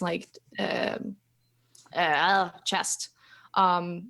He's got this charcoal kind of paint on his face that kind of goes back, and he is bald. And he's twice the size of you. He's human, but big. you don't see him as human. I'm pretty fucking short as well. I'm only 5'7". Yeah. Well, fuck this guy. He's scared. He's scaring me. I would like to strike at him with my daggers. Nope, they're not daggers. They're short swords. So that's the first thing I'm going to do. I'm going to hit him with slice, then try and hit him with dice, which is the name. Slice and dice. Okay, so the first one hits. Slicing across the front of him. I try and hit him with the reverse one, and then realize how dumb this way of holding swords is, and then Okay. and then miss with dice. Damage on slice is 8 piercing. And then I think I'm gonna run away. Now, here is the whole. I built this entire character around running away from things that are scary. I think. Let's see. When I melee attack against a creature, I don't provoke opportunity attacks for the rest of the turn, whether I hit or not. So I can just run away from him. Yeah, you could, because he's kind of stuck in the window. So it's hard for him to get a shot at you. Yeah, so I slice and I dice, and then I turn around. There's just a look of fear on my face. I guess who's holding shields or looks big and scary? I guess it'd be Bjorn or Bjorn. My shield's probably like, I want to say 3 to 4 feet tall. Like it's a pretty. I don't look big and scary. Yeah. Mm-hmm. Well, I don't think I can hide behind you, even though you're a barbarian. So I'm gonna hide. I'm gonna run to wherever Bjorn is and hide behind him. Spin around and prepare to run. I'm just gonna keep running in and dashing and slicing and dicing him. That's my Okay, so attempt. as you hit him with slice, you turn around in this shock. You have your daggers out, and as you see, as he's kind of stuck, you just kind of, you don't even look, you just slice at him, and you see he just kind of gets this gash on his chest. He kind of grunts, but he's still after you. Yeah, I'm running away. I'm running straight to Bjorn, like, get him away from me! Like, I'm so scared. I'm freaking out, running away. I'm done. That's Okay, it. That's all I want to do. Carcer, with my time. it's your turn. So is he inside now, or is he outside the window trying to... He's kind of half in, half out. He's got kind of like one leg inside and one leg outside. He's like on his way getting in. Okay, This is then. all happening at the same time. I'm going to... Yeah, I'm gonna start raging. I just start like swearing sort of under my breath constantly. It's like this drone, this hum of Like when you hit your toe, kind of. yeah, when you hit the pinky right on the corner of the bed. And I'm just gonna grab him by the shoulders and try and grapple him inside onto the floor. Okay. That will be, let me see. Athletics check Okay, I get advantage on this because I'm... is, could be dexterity.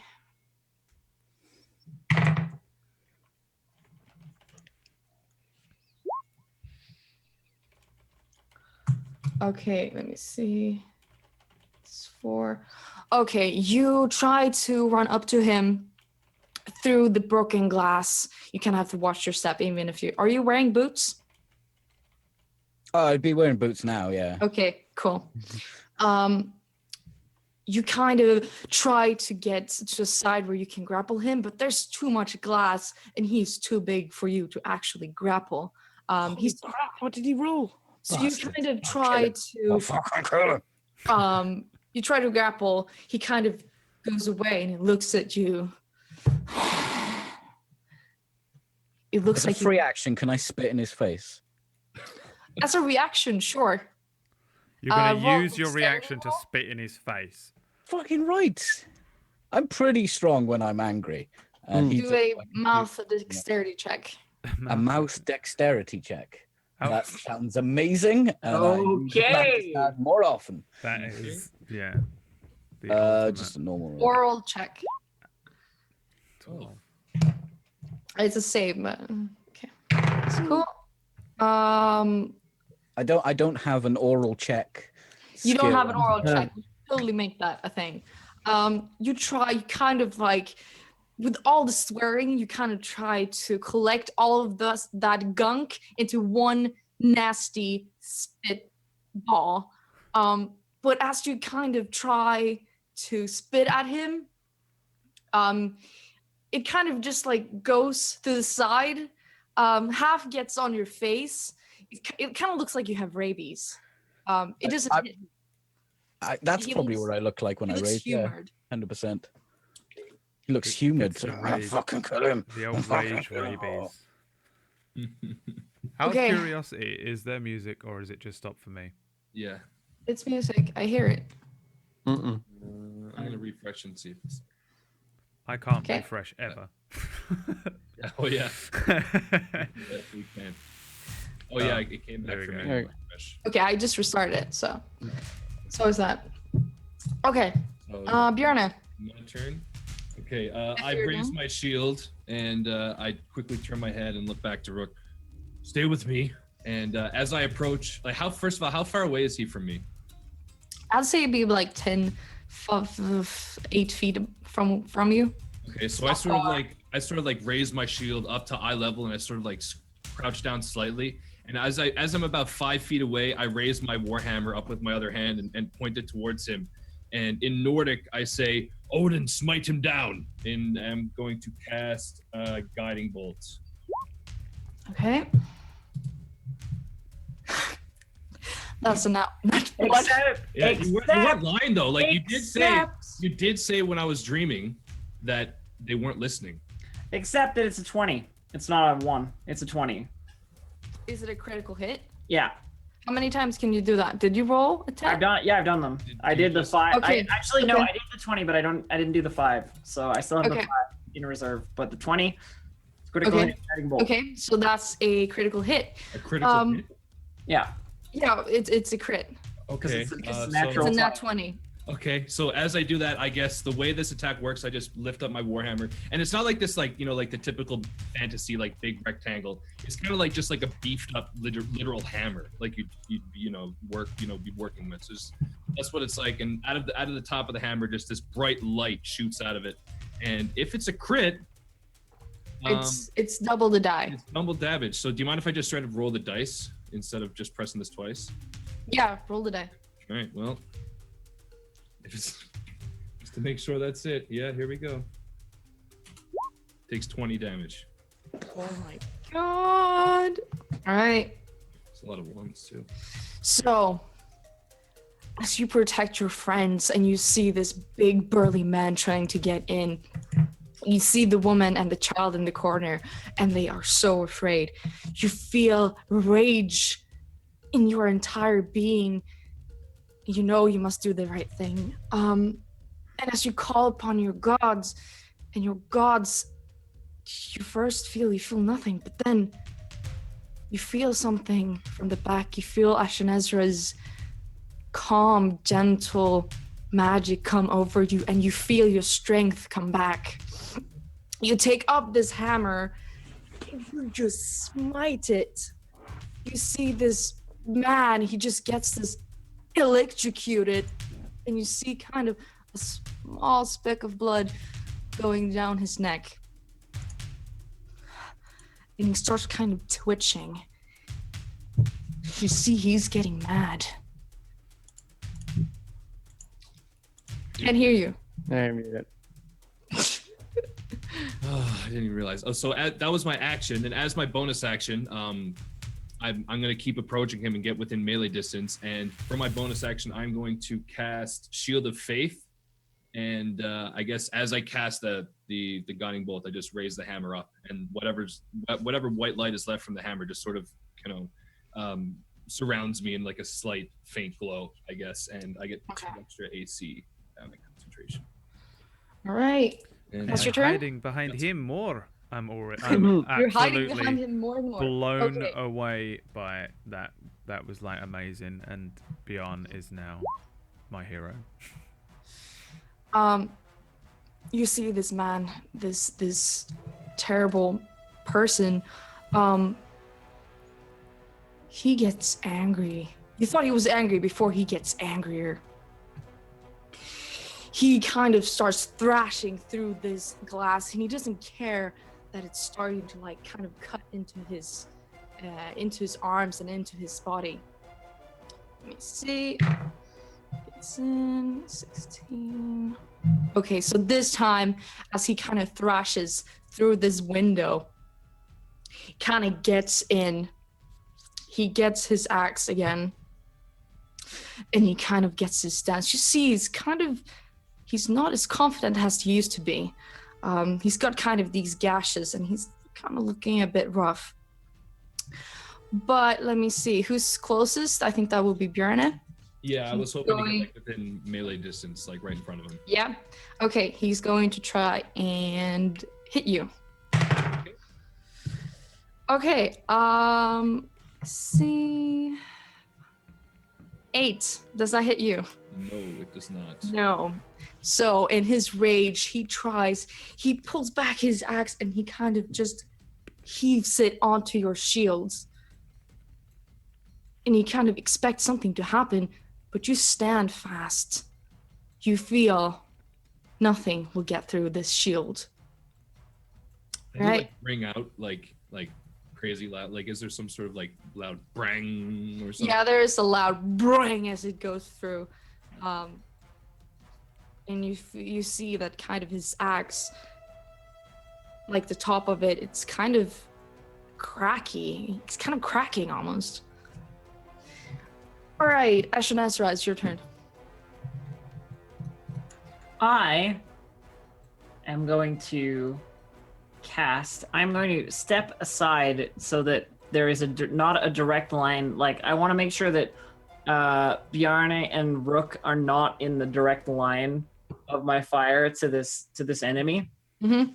So Esh takes a couple of like measured steps, like so that she's in exactly the right place, and then lifts her book in front of her, says something, and points her finger, and from her finger, like a gout of flame like emerges, and it catches all along the floor and all like straight through the window, like outside, all lit up like. And I'm casting Agonizer's Scorcher, which is which is a 5 foot by 30 foot like line of fire, basically. Okay. Like if there's anybody outside the window, they're probably getting burned too. Okay, How okay. high Cool. is it? Like 5 feet wide. and It's how high? like a 5 foot by 5 foot, like it's like block of I got you. Just fire, like 30 basically. feet. That's crazy. So like it springs from her finger, and it's like this tiny point that turns into a big sort of like line of fire. Is there a saving throw? There is a saving throw, and I'm going to do the thing. And your guy gets a 5 on his dexterity saving throw, by the way. Oh shit. Okay. So Okay. 9 damage 9 damage. because I rolled bad. Okay. Let me And that see. fire, I think, is still there. No, it isn't. It's just a line, and then it dissipates. The government just lets you people do this? I'm like looking at all these crazy magic casters that are destroying everything around. All right. So, as you throw out this line of huge fire, you see it just kind of searing through the wood and just crawling itself towards this person. You see it kind of catch onto his legs, and it just kind of goes up towards him. You see him kind of screech in the fire, and you see like burns start covering his body. He's looking kind of rough. He looks at you. He can only breathe right now. All right, is that your turn? Yeah. Cool. Suffice to say, as well, though, the response that I have to like any kind of threatening look at me or anything like that is I'm not even looking at him. When I was casting, I was reading, and I just went like, boom, okay, next thing, turn page, next thing. You know, like I'm.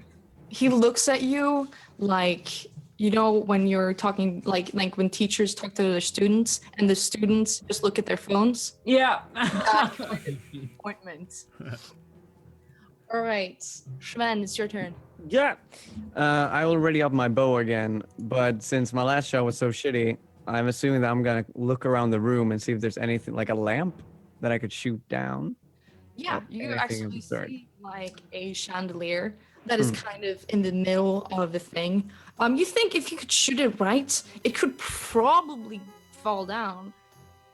The other thing to note is you probably have advantage on this because of guiding bolt, because it's the next attack roll against the thing. So Yep. The Well, next, this is an attack yeah, roll against a chandelier, though. All right. No, it has to be against the target. yeah, Okay, so You're shooting the chandelier, though, aren't you? Yes, I'm shooting the chandelier. okay. Make an intelligence check. Jawohl. Is it that? Yeah. You know that if you hit this shot, you're gonna totally kill him. You are so secure that you're gonna kill this person if you shoot that chandelier. Gotta do it. What? Oh shit! I thought that. Wait, didn't I put it in? No, you didn't shoot it. You need to shoot. Oh, I thought I missed completely. Cool. Okay. Boop. That was There intelligence. we go. well, you didn't. Is that 3 1s in a row from you? I feel like that's 3 1s in a row. All right. So, as you figure this great plan out, you know you're gonna save your accomplices. They're kind of. I got you. He's got your back. You get your. Is it a crossbow or a bow? It's a bow, a short bow. Okay. You get your short bow ready, and you kind of just pull it back. You look through your raven eyes. I think you are. Are you a raven? A Kenku raven? Crow. Yeah. A crow. Okay, Liz, your crow eyes. And you kind of you let go. and you see how this arrow just goes right on that chandelier. And you see the small kind of rope that holds it. It shatters. And it just falls right down, but not on the spot you wanted. Mhm. It falls right down on Rook and Bjorne. Let me see. Wrecked. So yeah, it does. you take 12 damage each. Oh my god. Get that. But you can roll a dexterity saving throw. To see And if, instead of rolling out of the way, I probably would have looked up and just like put my shield up and yeah, sure, you can do that as well. That would be a dexterity saving throw too, just to see if you're okay. Dex save for a shield. Oh, Yeah. yeah. Just use normal dex. Okay. So as this chandelier comes down, Bjarne, you just kind of pull it up, and you try to brace yourself for this chandelier coming in. You don't know where it came from. Who put this on you? It kind of goes down. You feel it hit the shield. You feel yourself getting the entire weight of that chandelier on you, and Rook, you do as well. You take 10 damage each. I have no shield. I just have to take a chandelier to the face. Bjorn, he kind of shields you, but you still take 10 damage from the force. Okay. Oof. Like I guess I take the damage and then I kind of turn the shield and the chandelier slides off to the side and crashes into the ground. I guess. Yeah, exactly. I'm gonna look around and make sure no one saw what I did. You can roll perception checks if you want. everyone else. Yeah. I I'm not gonna assume roll that the perception, people I'm out. gonna- Okay, those who want to look where it came from. You don't want to. You're not interested. Okay. I'm gonna look to Rook. We're in a fight and it happened behind me, so I don't. Okay. Okay. Carcer, your turn. Quick question: does a grapple count as an attack? It's an action. What? In what context? What Because does my Betty- rage will drop if I didn't attack or take damage in that turn. No, it's an attack for the Oh, rate okay. thing. It's, Yeah. Cool. Okay then. So as I see these, my party members just get crushed by the chandelier. Obviously, someone outside is shooting shit inside. Yeah. So I extend my hand towards. Who do I extend it towards? Because you're kind of with Ash and Ezra, and Bjorn and Brooke, they're in front of you. Okay, so I extend it, my hand towards Rook, and I smile at him. And you feel this power of a D6 shine over you, Rook.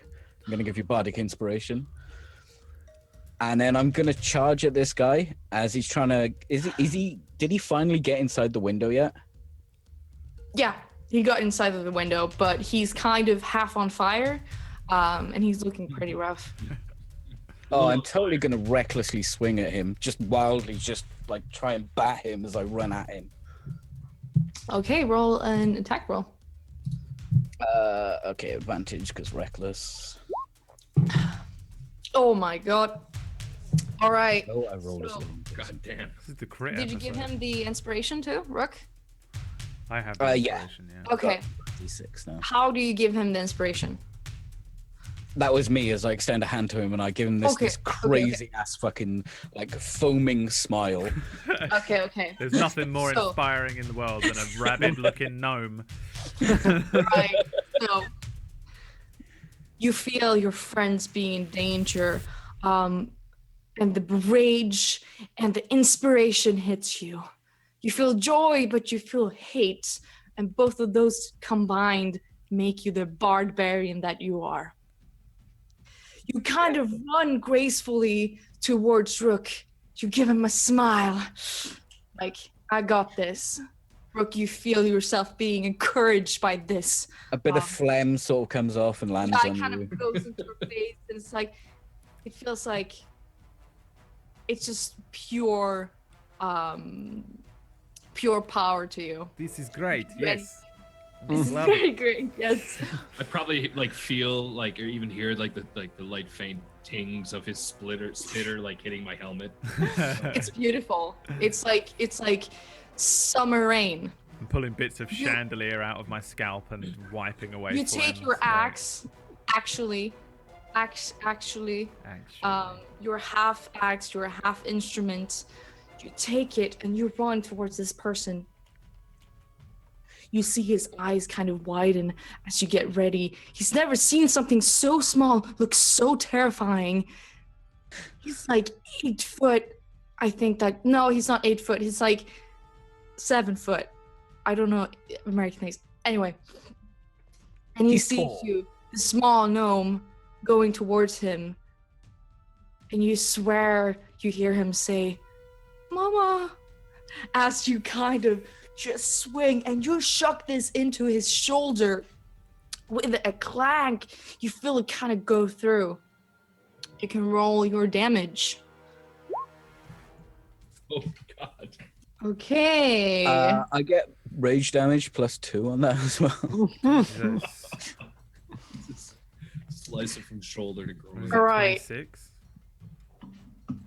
Yes. As you feel, you hit bone. And as you hit bone, you go down again and you feel flesh. You go down again, you feel bone. You go down again, you feel something more soft. You cleave this man in half. And you see him kind of try to keep himself together. He drops his axe on the ground, and you kind of see as half his body kind of slides off him onto the ground, and the guts kind of crawl out of him. It's a bloody mess, but you're out of danger for now. You see the woman and the child sitting in the corner. They are terrified. She's got more blood in her face, but she looks up at you and she's like, thank you. I just smile at her like, what? Was any playing? That was awesome. I'm like blown away. Good by job, it. team. That whole thing was amazing and frightening, and I'm covered in spit and chandelier. But everyone, as far as I'm concerned, everyone else was the most impressive thing I've ever seen. I didn't even see the rogue launching arrows in. But he must have been doing good He work. must have been doing good shit. I thought everyone was just random people that I got on a cart with. The leftover fire that is from the scorcher. Esh sort of like waves her hand and snaps her fingers, and it like, you know, like quiets down almost immediately. Yeah, it started kind of to spread, but as you kind of try to shut it down, it calms down and it goes slow. It's like slow embers, and you see like the last kind of flames flicker on his body as he's dead. One down, probably at least 10 and maybe 100 more to go. Can I poke my head out the window and see how accurate that number is? Okay, as you peer out the window, you see fire. You see torches lighting up the night, and then first you see a dozen of them. Then you see more than you can count. To the sides of the streets, you see men and women, children. They lay on the streets, bloody. They're slaughtered, and a burly man covered in fur, not very unlike the one that just came into your place, looks over a small girl. He heaves up his great axe and he pulls it down. There is no guilt. There's no regret. There is only killing for these people. You see more armored men and women. They all have some sort of fur-like things. A lot of them are blonde. They have war paint through their faces. You see they have blood splattered across their teeth. Some are rallying to their drums. And they're coming closer. Do I recognize them at all when I glance out through the window, like as if, like, do they look northern? Do they seem as if, do I recognize like the way that they're dressed as being from a specific tribe or something? Can I look at the one You- that's dead? because there's one there that's in two parts, but we could maybe discern. I want to see if I can. We kind of like put him together. Like, can we see if there's a patch on him or something? That's twice the amount of clues. Come on. So many clues. All right, so I'm gonna crawl there though. Alright. I'm staying low because I don't trust the windows anymore. I'm like on the ground crawling along with two swords, like ding ding ding ding ding. as you look at these people, you know you've seen some of these before. Not perhaps the people itself, but kind of their auras. You know these as the people who come from Nilfheim. You know these as the people that are from the farthest north part of Midgard. They seem to kind of come from different cultures because they have all different types of armor, but they all have some sort of same goal type aura to them. I So, can't figure out the English name. Yeah. so too many to fight then. Sisu! All I'm saying is we do have a cart, and we do have a cart driver, and we do have a way to leave. But are we not lacking a horse? The horse will be fine.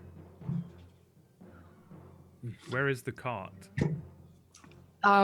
You now kind of see Sadden sitting by the stairs. He walks up behind Sven. Like, oh my god, what? I've never seen you fight like that before. We should get out of here right now. Strongly agree. Are there murdering people out there? Who are they? Do you know? And who is that? And he points at the dead dude on the floor. Interloper. I try and wake him up by slapping him around the face. The half man. The half man. You kind of slap him around a bit. His flesh kind of goes to the right and to the left.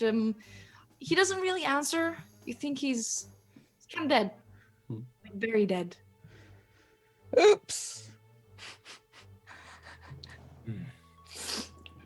Wasn't me. Roll perception checks, everyone.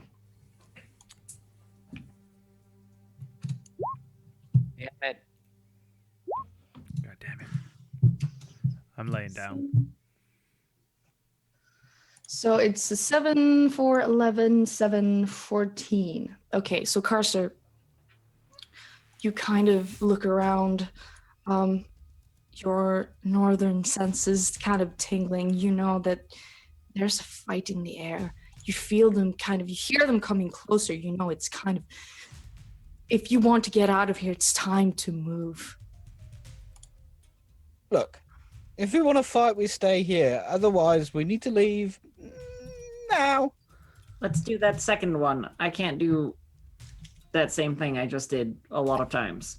I mean, we can't find everyone here. From what I hear, there could be like 100 out there. Yes, but if we get to the cart, we can leave ahead of them. They seem to be on foot. Carts are faster. Yes, all right. It's in the stables. We can get to the stables. It's not far from here. Back way then. All right. I look a little bit disappointed, but not too much because I know I'd probably die. But it would have been one hell of a fight. I looked at Carcer. I'm sort of like scratching my helmet as if I'm scratching my head. About 5 more than I could have taken. Let's go. 3 more than I could have taken. Well, why are we not fighting? Both of you would have died in the first 6.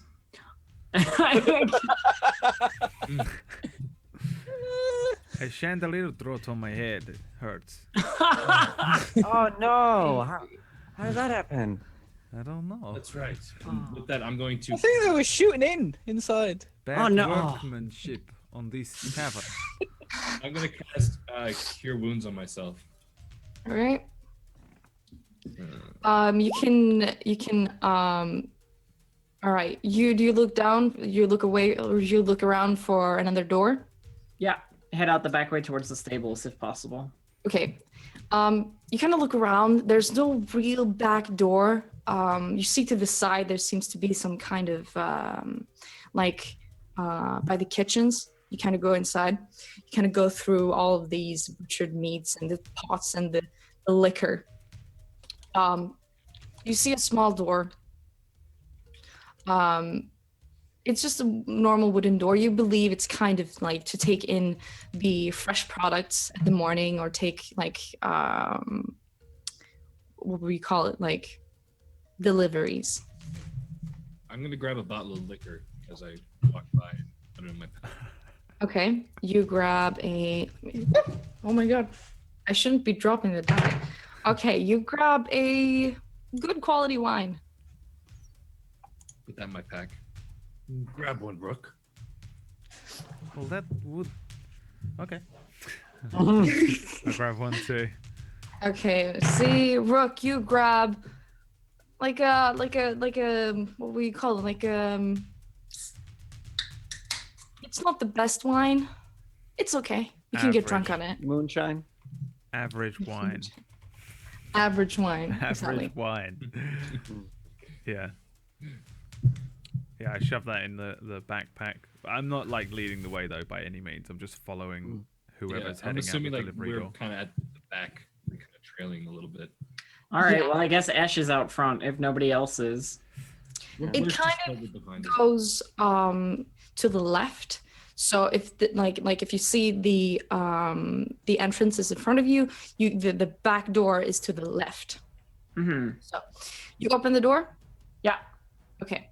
You open the door. You come out into some sort of alleyway, kind of. You kind of smell the smell of smoke. You see other buildings. They have probably started burning them already. You hear more people scream. You see some people running past you, some with kind of a blood trail running after them. You see some men and women. They're kind of looking through they've opened the houses, they've kicked in the door, and you see they're kind of coming out carrying probably the valuables from that house. Let's see. So you kind of walk out on the street. To the right, you can see the Center Plaza. You still see the pyre. It's not burning anymore.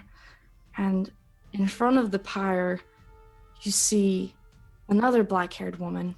This woman, she's burly. She's got big muscles. She's got this very adorned Nordic type armor on.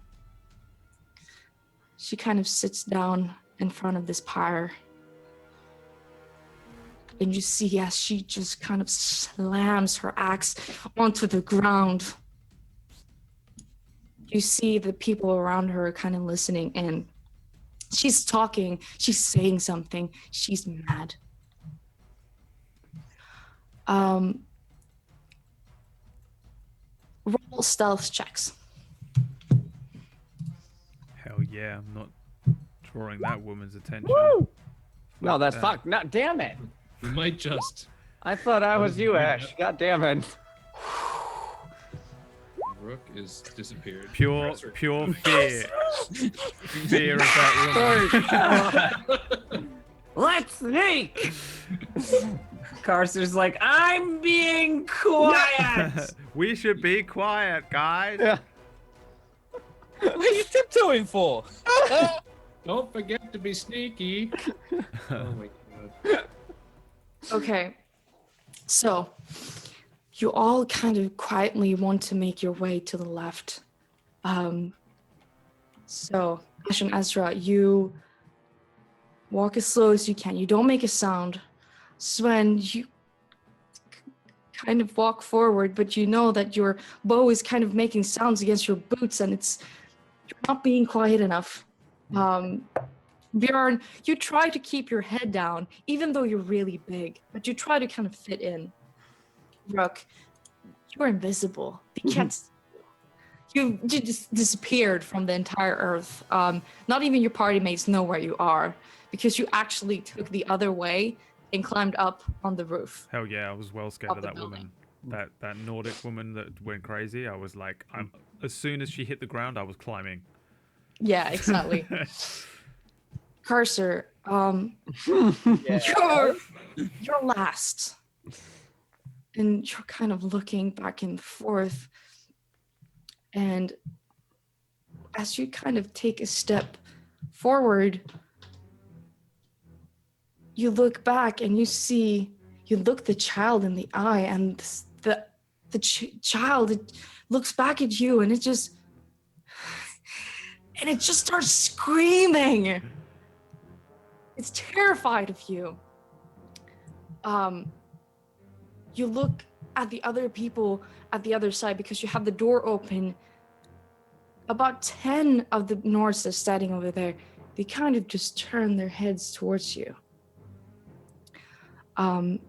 You see the woman with the black hair and the big armor. You see she's cutting down the woman by the tire, and you see she's kind of holding her. She also looks up.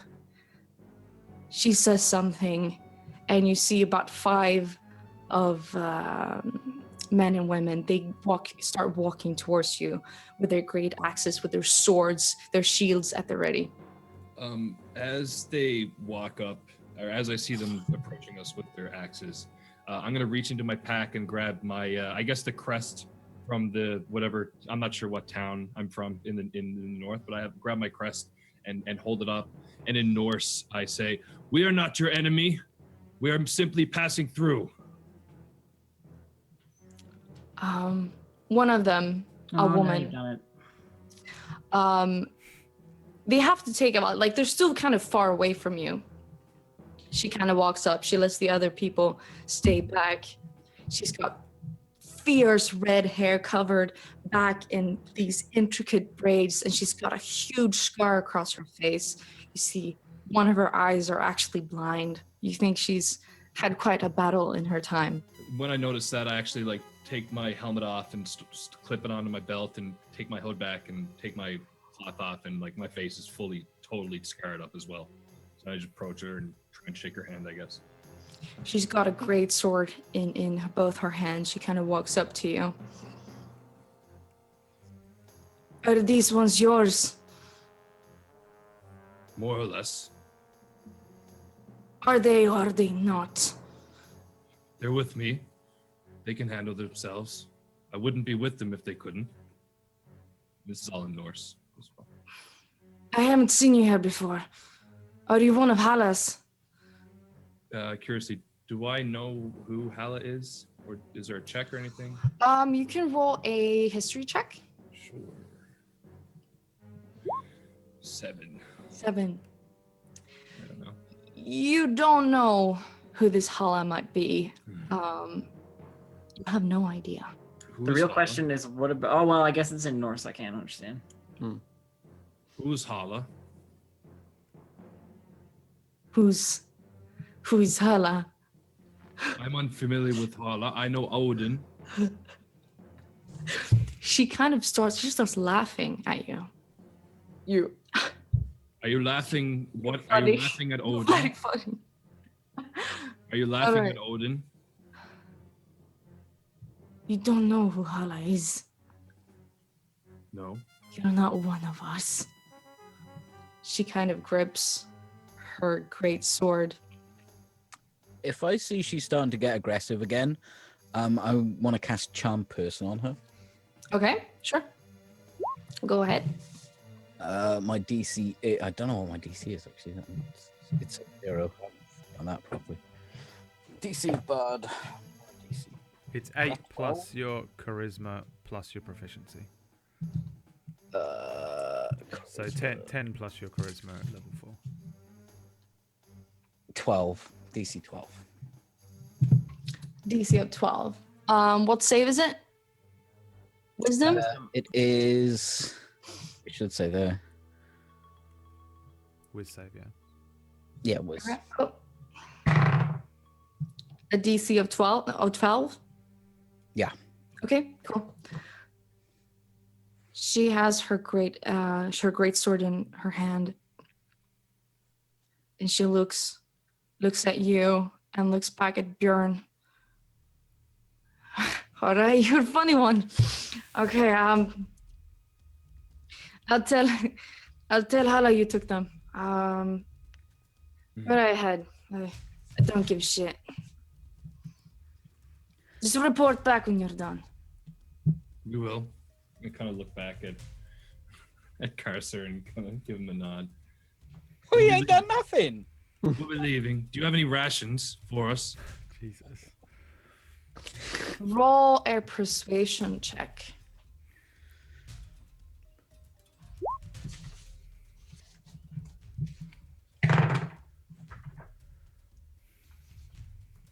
She looks at you like, no, Okay, get your own provisions. that's fine. Through gritted teeth, I kind of look at him and say, we should probably go now. So I sort of like put my mask on, re-hood up, put my helmet back on, and turn and walk off. And I look back. Thank you. I swear under my breath in Norse. Now go, for she sees you standing around. Newbies. And she kind of walks back to the group. These So are we're not the making men. we make our way towards the cart, right? Like, or where the cart is Yes. supposed to be. Yeah. Yes, exactly. So you start making your way towards the stables. You see more Nordic people. Some are looting, some are still killing people inside of the houses. You hear the screams. You try to shut it out because you need to get out of here, and you know that. Sandon kind of hides behind, in between all of you, and he looks very nervous. All right, I think it should be like over here. I think let me get him. You see, as you walk towards the stables, it's kind of a bit outside. He goes in. You see him looking around. Roll perception checks. Am I still on the roof? Depends. Do you still want to be on the roof? Yeah, I want to look around from the roof Sure. just to see if there's any You get advantage then. crazy shit going on. I'm not even gonna bother to roll a check. Like, I'm not looking. Head and bullets. Guaranteed. Okay, so 16 and a 20. Still have a D6 as well, bro. Can you use that on a perception? I can. I don't want to. Sure. All right. I got So it for 10 Bjarne and minutes. Rook, you kind of look. Rook, from where you are, you kind of sit down and you kind of try to look around to see if there's anyone near. You don't see anyone. At least not that's actually a threat to you. You see other people walking past, but they don't seem to actually care about you. The one Norse that walked past Bjarne, they don't seem to care. They think at least that you're maybe one of them or someone else that's taking advantage. They don't seem to want trouble with you. Sandon, you see him going into the stables. You see him gathering all his things. You see him getting the horses ready. And he kind of takes out Pickles and Speckles and he walks them out. All right, are we ready? I really should get out of here now. I'm going to climb down, jump in on the cart, rolling myself up inside. Yeah, the I'll cart. jump in. Yes. Okay. Yeah, get him. Go. So he's still like on the ground. He's kind of wanting to pull the horses just out of it because it's kind of hard to get up. He looks at you and he's like, I think the nearest city will be Vrybury. If we follow the stream, I think we could probably make it soon before we could warn. And he stops. He kind of looks up at you. And you see from his neck, there is an arrow sticking right through.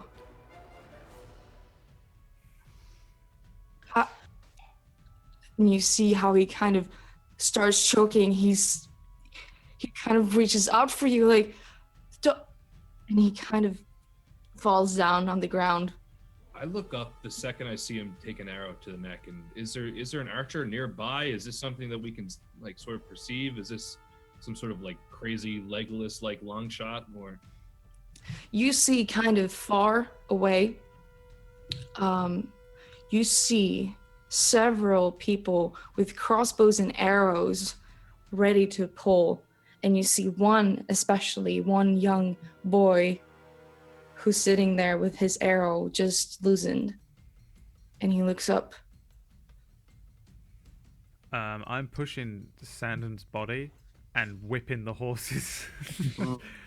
Is everyone on the cart? If we're Yeah. all in the car, Yeah. I'm just gonna try and fucking go.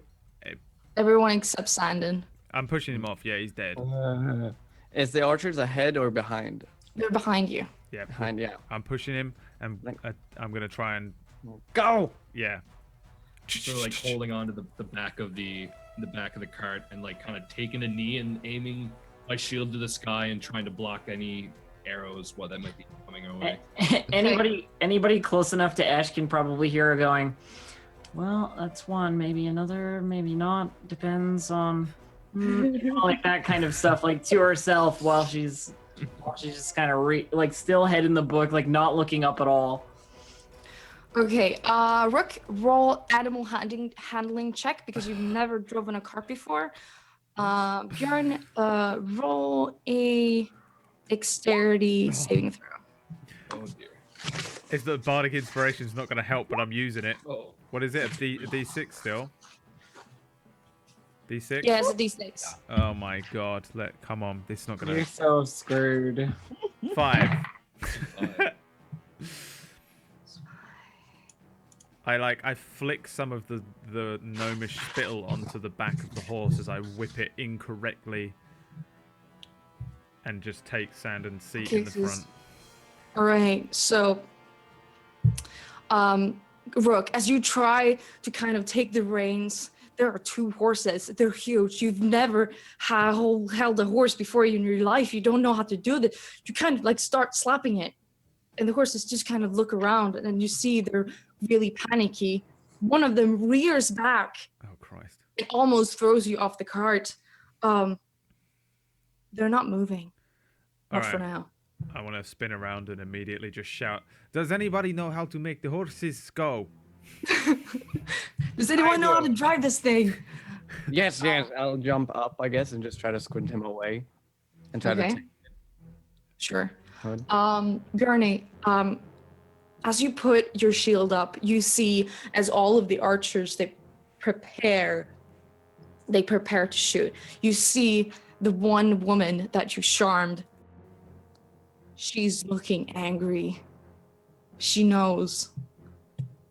All right. And then they just release one arrow. You see it's going right at you, but you just take it with your shield and you see as it kind of cracks as the arrow splinters and falls down.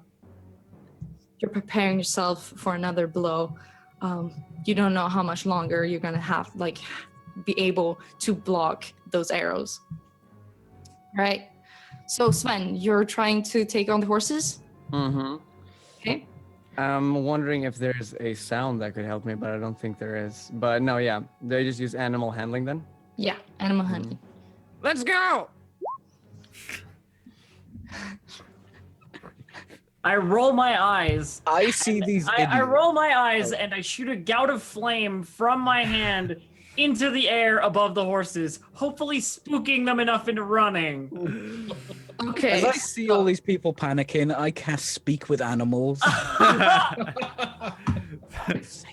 got like Just 2 me- spells, and me I've and just had to use them on Kenku bullshit. in the front, just whipping them. Then there's flame, Come and then Go. Okay, so everything is happening at the same time. Sven, you kind of push Rook back so he kind of almost falls off, and you take the reins and you're like, go, damn it, go! But the horses, they don't know what to do. They're too scared to do anything. Ash and Azra, you pull this, you just shoot these flames behind them. They kind of spook back, and one of them almost rears again. Carcer, you do speak with animals. Can't believe I've used. Oh my god. So yeah, like everyone can hear me making good. But I'm basically saying to this horse, "You should go now. We're all gonna die. Don't worry, the reins will guide you." The horses, are you speaking to Pickles or Peckles? No speckles. Definitely pickles. Definitely 100% pickles. Pickles, the dark mare. She looks back at you like, what? And she starts running. They both, Speckles, start running as well. Really confused that you were able to speak with them. Scared. They don't know what's going on. They just run for it. All right. Is it time for a break now? I think. Yes. It's been an hour? Yeah, I think that's a so. good point. All I right. need to pee. I will take a little break as you run out into the darkness. We run out into the darkness. There is at least one useful pickles in my life now in the horse, and now we're gonna go for a short break, and then we'll come back and continue to attempt to escape from all of these archers. I have absolutely no doubt that I will die. We'll see you in a couple of minutes. See you soon.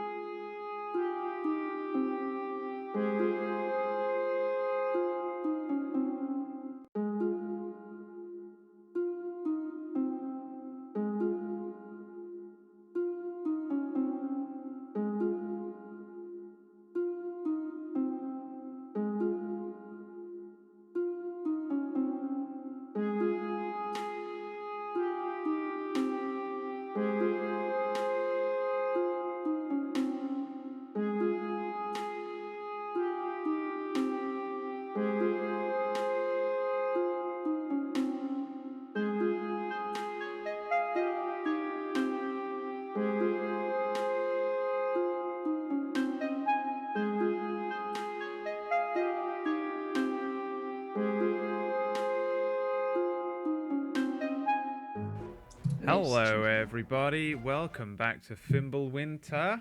And yeah, let's continue, Charlie. All right, let me see. So, as you're on this cart in the panic as you try to make these horses run, you just blindly kind of go out straight into the forest. After a while of these horses just running, the only thing you hear are their heavy breaths as they kind of clomper forward throughout the woods. After a while, it kind of quiets down. The darkness kind of surrounds you, and the only sounds you hear are now only the sounds of nature. It's dark. It's getting kind of cold. And you find yourself in a forest you probably never been in before. All on your own. Please excuse me for being an idiot, but what the fuck was that about? I think that was the town under attack. How do we stop the horses? I say to Casa. I just in Nordic. Can Stop, horses! Odin demands you to stop. They don't seem to understand. In what the you're last 10 minutes, I probably can't speak to him anymore. Has it been longer than 10 minutes? No, not really. It's been probably like 7 minutes. It hasn't been that long. Well, what you do is you swear really loudly at them. Fuck! The Shout second at he the swears, I just say to Pickles, stop. Pickles kind of looks back and she stops. And they kind of as they kind of breathe, trying to catch their breaths again. They speak in swearing. Interesting. Charlie, might I be able to make some kind of intelligence check or something to posit what was going on back there? So I feel like I have an inkling, but I want to know if I have an in-character inkling or if I'm kind of...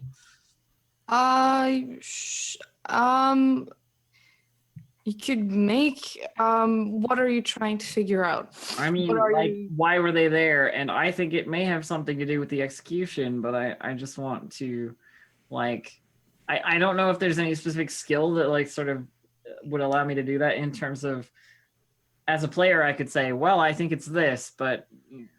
Roll an intelligence check. Okay. 24. So, you think back about what happened, and you remember seeing that woman hug the other one who was burned at the stakes. You feel like there was some kind of emotional bond there. It could have something to do with that. You don't know. I sort of remembered that, and I look over at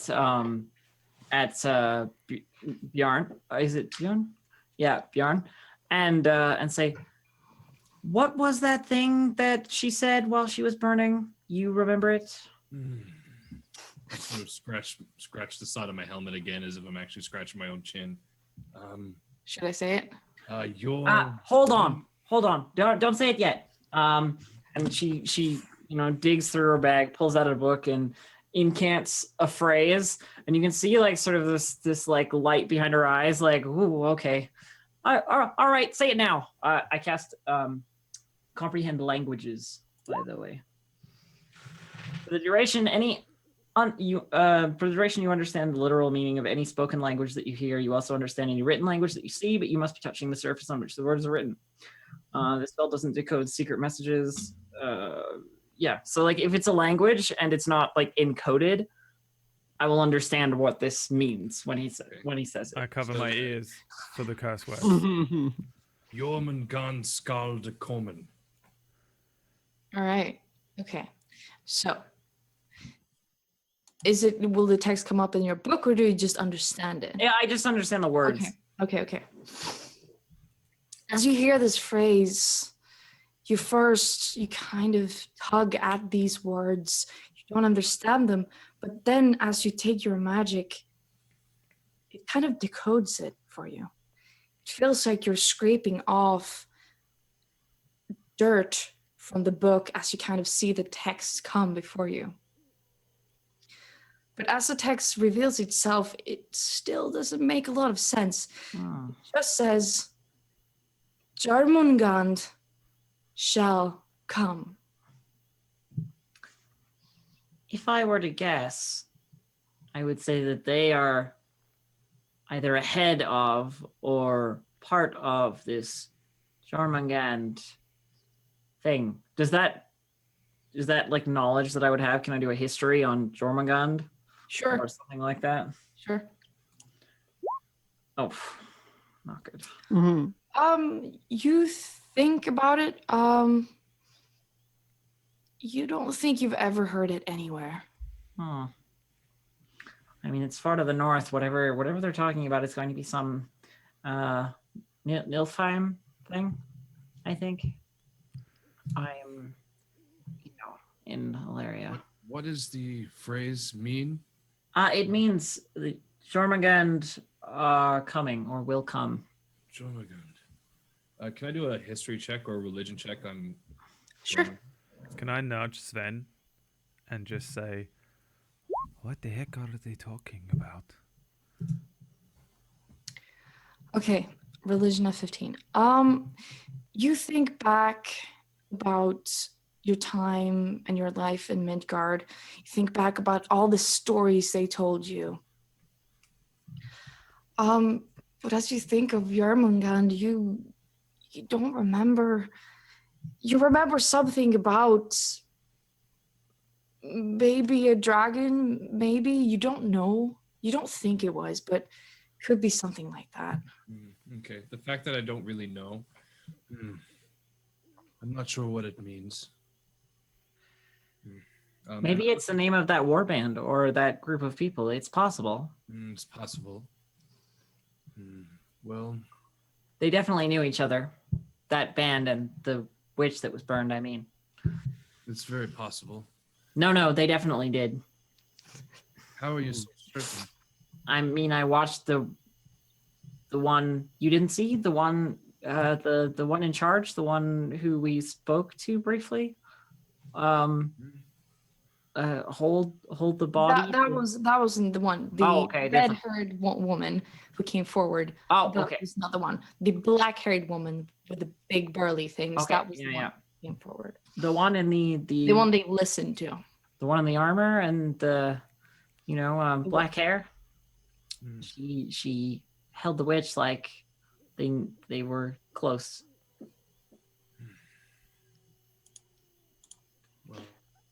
I would, in this case, by the way, jump out and see where the heck we are. What's around? Roll a survival check. Yes. Okay.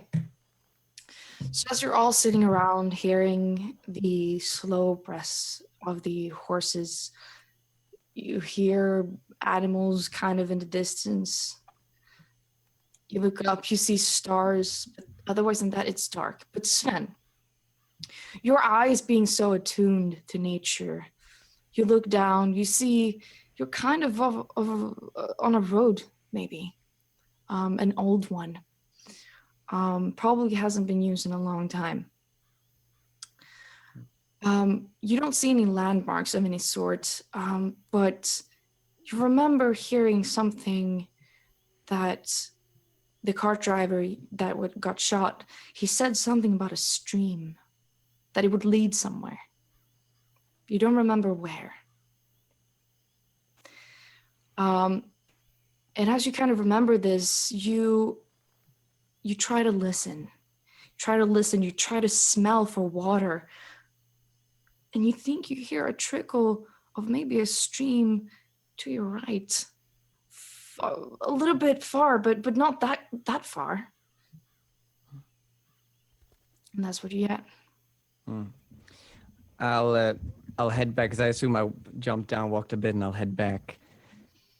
And I'll ask, didn't the dead, what was his name? Sandon say something about a river? I think so, yes. I think I hear something far northeast. That way. What time of day is it, curiously? Like, is it dark out? Is it middle of the day? It's no. It's still dark. It's still dark? You'd estimate that because you had a long rest, it might be like 5 in the morning, so the sun may come up soon, but you don't know. You don't know yet. It's still dark. I hear it that way. This may help. And I just raise up my hand in Nordic. I say light, and I touch my hammer, and it just brightens up and kind of gives us some light as we're heading towards the river or the water source that we hear. Okay. So you take your horses with you, I assume, in the cart? Mm-hmm. If the road goes, that is the same way the road goes. Yeah. That I hear it. The forest. You kind of go a bit further and you see kind of the road split in two. From what you know, you think that the stream is to your right. So I assume you take that way. Mm-hmm. You take the cart, and as you kind of go past the curve, you see kind of in the darkness, and with the help of Björn's light, you see the start of a river that flows kind of gently through the forest. There is kind of a bit of a road next to it, and you think that maybe this path has been traveled more times before. It might lead somewhere.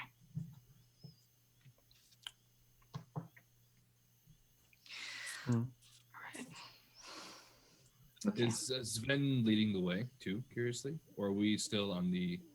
Are we able to travel this way, like on the Yeah, I want the carters over walking. Yeah. You can take the cart. It's kind of small, kind of rickety, so the cart kind of tumbles a bit, like sometimes. But it works. It's a sturdy carriage. I'm on the cart. I'm not trying to ever drive the cart ever again. Ever. No matter the threat. How are you sitting in the cart? I'm looking backwards. Okay. I got a little crossbow, pulled it out of my bag. I've got it on my lap, and I'm just going to look backwards and be very concerned about the company that I keep in the middle of a forest. But also there was a bunch of crazy barbarians as well. Who's driving the cart? I think I'm sitting in front since I did when we left. Okay. There's this Carson that told him to go, I guess, and I'm still holding so I'm in the front. So anyone else kind of looking out, or are you just sitting contemplating? I've probably been sitting up the front as well. Is it like 2 seats at the front? Yeah, 2 seats at the front. And I'd be at the back as well with Rook. With Absolutely. my shield kind of like laid against my shoulder, and with my crossbow kind of like laid on top of the shield. I'm just kind of looking around. Okay, so Rook and Björn, as you look back, you kind of see the flicker of lights kind of going further and further away from you. You see kind of smoke rising behind the forest over there. You see as the light kind of hits the smoke that's probably the rest of mid-tide. And it's a slow way towards somewhere you don't know. Yeah. Do we make it to the river? Like, I guess. Yeah, you are by the river. You're going kind of by the river. It's a very slow ride. The horses are tired. They still haven't really woken up, and they're still scared. So it's probably best to keep them calmer, not to rush them too much.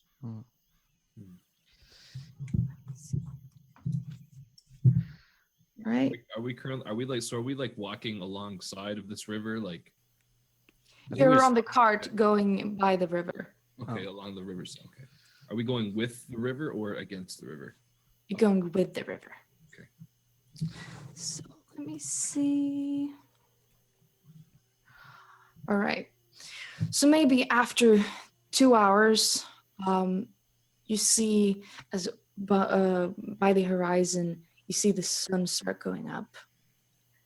It's nice to feel the sun hit your face because those 2 hours were cold. As the sun kind of starts rising up, you also see small trickles of snow slowly falling down.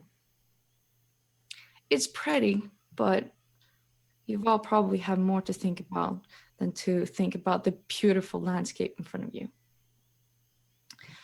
You go past kind of mountains to the side. You start seeing small huts, small houses kind of popping out here and there more often. They seem kind of abandoned, or maybe they're still sleeping, but you have an inkling that you're coming closer to civilization. Soon you come up on a road. The road starts getting more flat. The road starts getting more and more traveled. You see newly marks of other carts, horses, people going through here. You see a sign that says Rybury on it. You all remember Sandon saying something about Rybury. He said that that was actually the closest city from Midtide. As you make your way towards the city, as you go up a hill, at the top of the hill, you look down at this city. It's a city covered in walls. It's got several watchtowers, and at the edge, there is a bridge and a big gate. You see there are already small camps around the entrance, and you see there are lights as small figures, probably guards, walk at the gate and around it. You can't see much from here, but it's a semi-large town. It's probably been there for quite a while. It has speckles of maybe some kind of Viking age that it was before. But this is what you see as you slowly make your way towards Freiburg. Now, you said sometime in this description that it was snowing, right? Yeah. I mean, that was earlier, I think, but that serves to irritate Esh, because snow landing on pages of books is no water bad. So she's got like her cloak like up to protect whatever she's reading, and using the hand that she'd usually be holding the book with, she's like mage handing the book so she can cover it and have it just like hover there and keep reading it. As we approach, so this city, is it do we know if it's Illyrian or have we traveled, because Mid-Tide's pretty close to Midgard, right? Midtide is very close to Midgard, you know that. Is it Rybury? Is that a Illyrian place, or do we not know? We just randomly found? I'd say that the Illyrians would know that it's a very northern city in Illyria. It's still under Illyrian rule. It was very, like, maybe about 5 years ago, it was still like a Midgard city, but has been taken over by the Illyrians very recently. All right, that's good enough for me. I'm gonna put my crossbow away in the bag again, awkwardly, because I don't know how to use a crossbow very well, probably. And then point at the city and say, "We should go here and tell them what has happened to Midtide." Yes. To Strawberry. You think they're okay? I think he said it was called Rybury. No. Strawberry. Library. Library, what? Strawberry. I do agree. We should go down. Yes. You going in with your cart, or do you leave your cart by the side? Do the horses seem extremely exhausted? No, they're they're getting more chippery as they're actually coming into civilization. Do they seem extremely exhausted? No, then I whip them until they are. Then I kill them. No, they Yeah. seem fine. They seem fine. They've calmed down. They're all right. Well, if I am the driver, then I would not stop, even if I could, I guess. So, yeah. Okay. So you kind of pull up to the gates. You see this huge stone, what we call it, like wall surrounding the entire gate. You see chains up. You see it's kind of these rind up gates, so they have to like pull it up from the inside. There are 2 guards stationed right outside. They've probably already, they have already changed from the night watch now to the morning watch. So they're probably newly here. You see they're still kind of chit-chatting, half awake guards, they're kind of tired. Not many people here at this hour. Kind of look up as the cart comes in. Who are you? What's your business?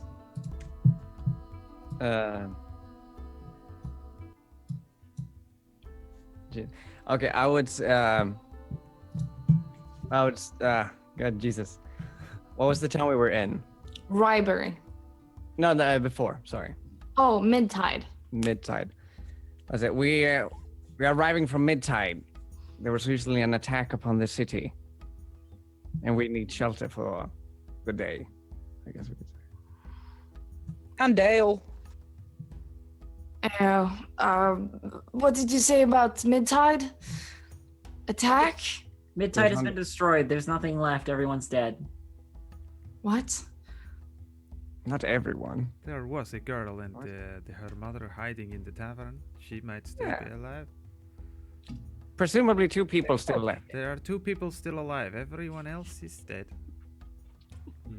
The guard, you see, he looks kind of young, a young man, probably in his early 20s. He looks at his friend, and they kind of look at each other and they're like, do you have any identification? Yes, I do. And digs into my bag and pulls out the papers that would be like the thing that grants me permission to cast magic. Yeah. Order of the church, and it has my name on it and, official stamps or whatever of Illyria. I show him my boot, which has got money misspelled on it. So are you the leader of this cart? Huh? Are you the leader of this cart? Certainly I'm the smartest one in this cart. What's in the cart? In the cart, us and carpets, presumably. If Sandin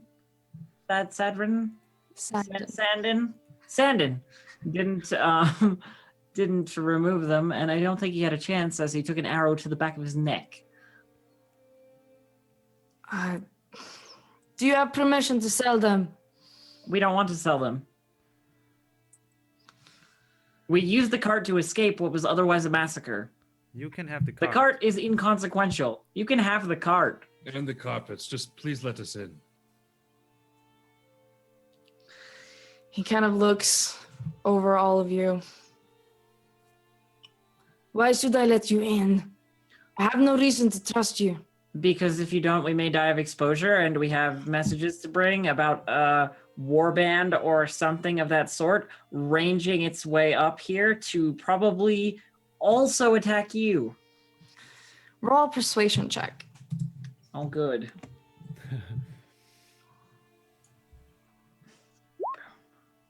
All right. He looks kind of taken aback of how straightforward you are. He probably thinks high elves are just stuck up. Ash does nothing to ease that particular. No. But he's kind of taken aback about your attitude and your seriousness and all this. Right. Alec, open the door. And he kind of shouts back, and you see how the gate slowly cranks up from the inside. No funny business, all right? Follow me.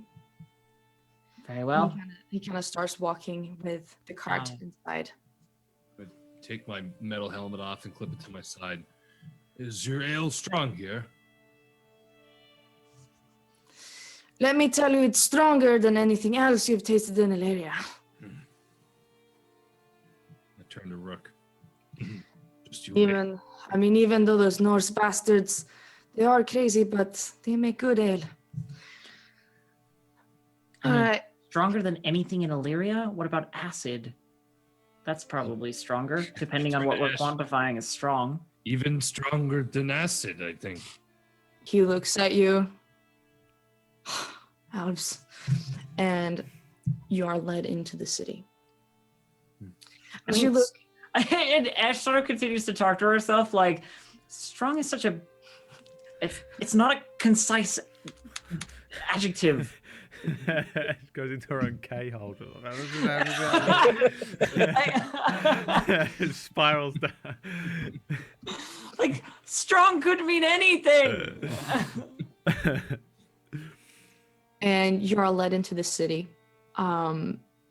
You see there are kind of sparse soldiers walking around. They don't seem to be very well supplied. You see houses. They are kind of in a northern style with brickwork and beautiful kind of Celtic carvings on some of the walls. Some of them have it covered up. You see some new houses have been built. And you see some commoners kind of walking around doing their daily routine. He leads your cart into one of the barrack stables and he lets you jump off. He asks some of the stable boys to give them some hay and some water. Okay. You said something about mid-tide, right? We did. Yes, we did. And something has attacked it. Raiders from Nilfheim. He kind of scratches his head. Okay, follow me. He leads you to a stone building. It's kind of in the entire wall itself. You see it's kind of part of the militia part of the entrance. He opens the door. You see several soldiers standing there. They're all wearing kind of the same reddish orange tunic on themselves, as you know, as Ilaria and Roland's colors. They kind of stand, they're kind of chit-chatting. All of them seem very relaxed. They all kind of look up at you. And they start whispering among themselves, like, what are those doing here? Foreigners. You are led into a corridor, up some stairs, and into a part of the militia place that is more decorative than the rest of the barracks. He leads you to a door, a big oak door, and he knocks. Yes? There's someone out here. They have some information about mid-tide. Let him in. He opens the door. And inside, you see a man. He's got beautiful armor on, kind of hastily put on. He's got dirty blonde hair, kind of shriveled to the side. He's got a rough beard around his face and kind of tired brown eyes. He looks tired and he kind of leans against his hand and he's looking down in some papers and he looks up. Yes, what is it? Go on, speak. Mid-tide has been overrun by raiders from Nilfheim. He's sitting on his desk and he kind of takes away some papers and he shovels them and puts them to the side. He leans forward. Something happened in mid-tide. As I said, overrun by raiders. A raven-haired woman. Important words were spoken. Something like Jormungand. What is it? Jormungand will come. Or is coming. He takes out another note, a document. It's like, so, do you know what did they look like? Oh, the raiders? Yes. The leader was a woman in armor with black hair, large. All of them were sort of a mishmash of various different cultures. They were kind of working together, though. You're saying they were Nords. Majority of them were of blonde hair and northern complexion. He kind of looks around, scratches his back of the neck, kind of nervously. I don't want to believe you, but there's something about all of you that makes me think that you're not playing games. I am Knight Captain Lawrence, by the way. Nice to meet you. Knight Captain Lawrence. Does Ash really take her book out and just quickly jot her name down, or Yes. sort of look at Ash? She's writing her name. I'm Bjarn. Nice to meet you. He looks up. He looks at all of you. So, who are you? Everyone. I am, well, I don't know if you will have heard of me, but I'm Eshenezra Kilianthial from the Church of Ethereal Grace, or the Ethereal Grace, the Church of the Three Paragons, down in Illyria. Yes. Licensed user of magics. I see, so I'll inform the Watchers Vanguard that you have arrived. I'll make sure they look through your papers. What about you, young one? And he looks at Rook. My name is Rook, and I'm from Eastmond. Oh, okay. She is the he leader. looks- Point at Ash. Bjorn? You pointed at. Yeah, she's in charge. That one, the one who's never looking you in the eye. He looks has all the over. official papers, you know. He looks over at Sven, and he looks over at Carcer. Who are you? Sven. No more you need know. All right. I flash him like a giant smile, and I pull out my axe. Does he react to me pulling out an axe at all?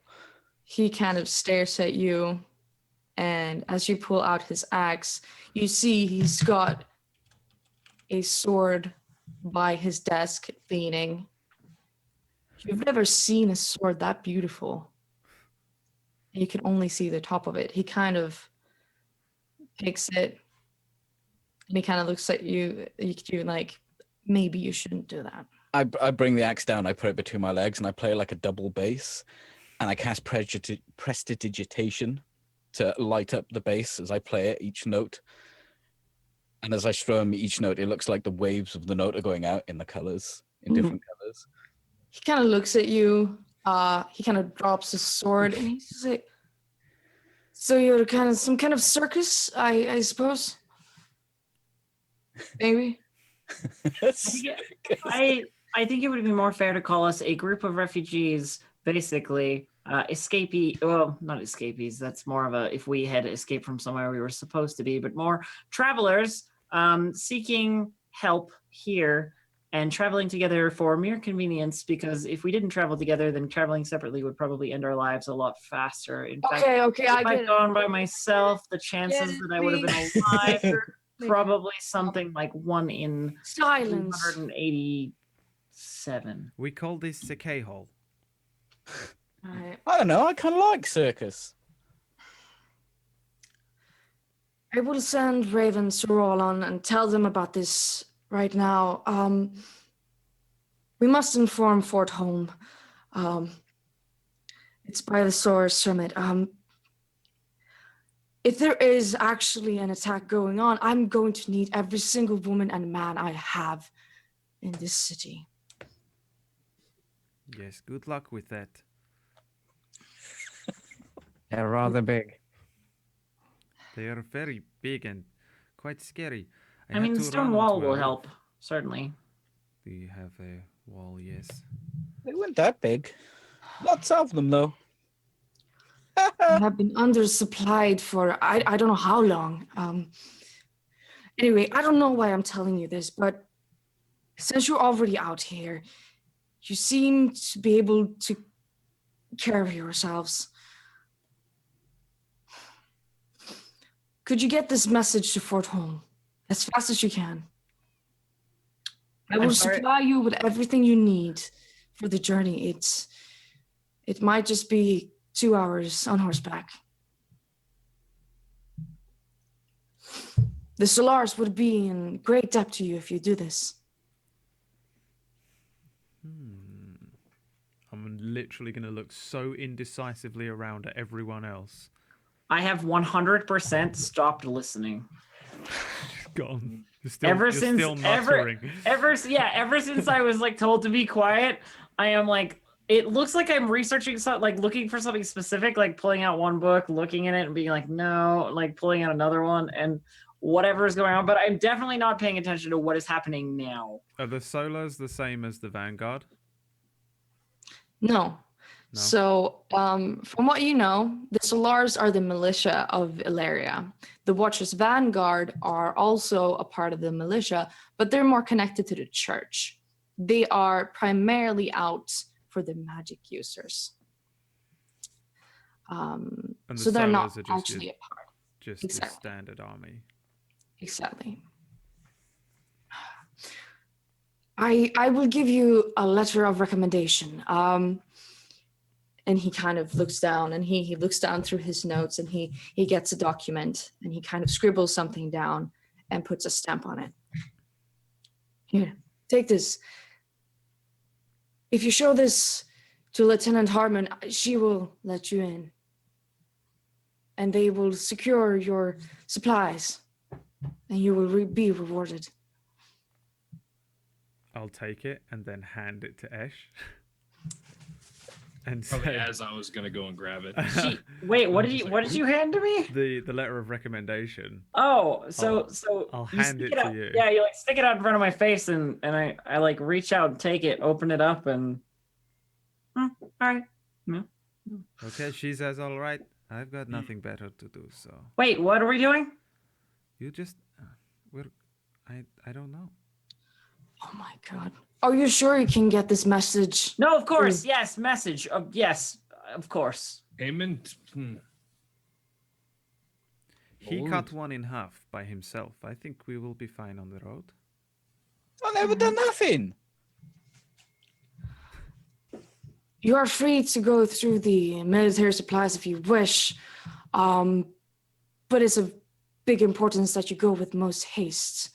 They will supply you with another cart or a horse each, if you will. I'm not very good at horses.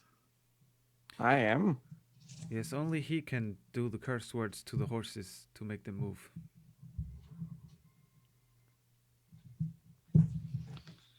Right? I have a little chuckle to myself. Yeah, sorry. What did you say about the payment? Of course, there will always be payment. If you get the message there quickly that they must prepare for an attack, Harmon will give you some kind of reward, I promise you. Perhaps we can keep the cart. And the horses. We have a cart. Well, we told the guy outside he could have it, and now we need it again. Shit. A new cart would be nice. Or a new cart. 2 carts. Do you have a war cart? I mean, we have carts made for delivering soldiers to different places. They're more armored, so yes, I'd suppose. We will take this. All right, I'll see to Really? it. Do we? Yes. Yes. What? Oh, yes, of course. Yeah. All right. He Seems kind of we looks are. back at the soldier that escorted you in. Lance, will you give them the cart? He's like, yes, of course, I will. And he kind of ushers you to get out. I expect to hear from you soon.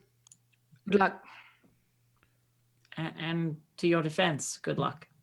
And like while we're walking out, I get beside Bjarn, and I say, Bjarn, when you were talking about strong ale, did you mean strong in smell or strong like in taste or potency? Is a particular kind of strong? Yes. Like this is the face, like just. But that doesn't answer anything. I'm like nodding my head like it made sense. I look up at her and I say, well, you know when you drink it, Yes. and it's strong, just like that. I'm gonna grab. I look around for agreement with everyone else. I nod. I grab the bottle of the fine wine that I robbed from the previous cellar and crack it open and start drinking it from the bottle. And she's like 100% like so confused. Like it's one of those things where it's just she can't respond because she's busy being just like confused, and eventually just lets it go, but it takes like a minute of her stammering to try and come up with an appropriate response to something so inane. All right, so the soldier named Lance, he kind of follows you out. He leads you to another room, and they ask, are you in need of something to bring? Do you need weapons? Food? Food. Yes. Lots of food. Access to any available magic scrolls or books or tomes or records, any other variation on written paper would be good. We don't deal with magic here. Oh, That's forbidden, don't you know? Of course he wouldn't know. She's in high elf, the other one says. The one that followed you out, he gathers up some rations. You get one ration each and some, like a loaf of bread that you get to bring with you. The journey is expected to be about maybe a couple of hours. So I expected that you're going to be out on the road for too long. Are you ready? Did we get a Yes. cart? Did they give us a cart? And horses and stuff. Yes. Yeah. As they follow you out, you see your horses staying in the stables. They've been unsaddled. They seem to be having a good time taking a rest. They give you a new cart. This cart has 4 horses pulling it. And you see, as the cart kind of is pulled in, you see how it has like some kind of barricade armor on it. So you'd be able to kind of hide behind it. And it's kind of like a roof over it. And with small holes in it, so you'd be able to shoot through. And in the front, by the driver's seat, there's kind of this armor around it as well. So you'll be able to drive the cart without getting hit by anything. So they drive the cart out. They kind of look at you. And the one soldier that's been with you says, okay, so follow this road that goes to the east, right? And as you follow that road, when you come to the crossroads, take the right. Right? East and right. Then south. Right. Yeah, east and right. Ash will remember this. Ash is very clever. Ash is not listening. I know. I mean, I know. we all agree that Ash is very clever. We just Yes. all, I guess, assume that Esh has got it, and Yeah. The unannounced leader. Yeah. She has never acknowledged that she even heard the instructions. No, but we also know that you're the leader and that you're super intelligent. All assume that you had heard it. Yeah, we assume that you know the way. right, great. Okay. So you all get on the cart. You get settled. You have your weapons at the ready. And who's driving the cart? Is it Swen again? I'll take the. Yeah. No. Yeah. I'll get inside. I don't. Okay. I know that I don't know how to do it, so I'll just hop in. Yeah, you can. Let me see. Roll a survival. Me? Yes. I'm pretty good at that. Not a Oh fuck. Oh dear. Not bad though. Could be worse. Could be better. Okay, so as you're trying to kind of get a hold of all these horses, get them together, make them work together, they're kind of straining. They go kind of different ways. You don't really know how to steer. After a while, you kind of get it. These beautiful horses, they're all in this beautiful, deep chestnut brown. They start working. You start understanding how this works. You start following the road. The snow is falling more heavily now. And you start feeling the cold winter wind kind of go through all your clothes, down to your spine. It's been summer, but summer is about to end. You see as the trees start getting more and more in different colors of yellow, of red, and dark brown. You start leading this cart through forests. You start following the road and you see more plains, and it's starting to get more and more of a dusk type fog kind of covering it. You go for a while. You sit, the horses steady clopping forward as they run. As you look, you start seeing something in the distance, something that kind of looks like a building. You're not sure. The ground around you is now covered in snow, and so are you. You feel cold. You start kind of shivering, all of you. You see when you breathe as your condensed breath kind of comes out as you breathe, and as it does also with the horses. The closer you get, the more of the silhouette of the fort starts coming clear.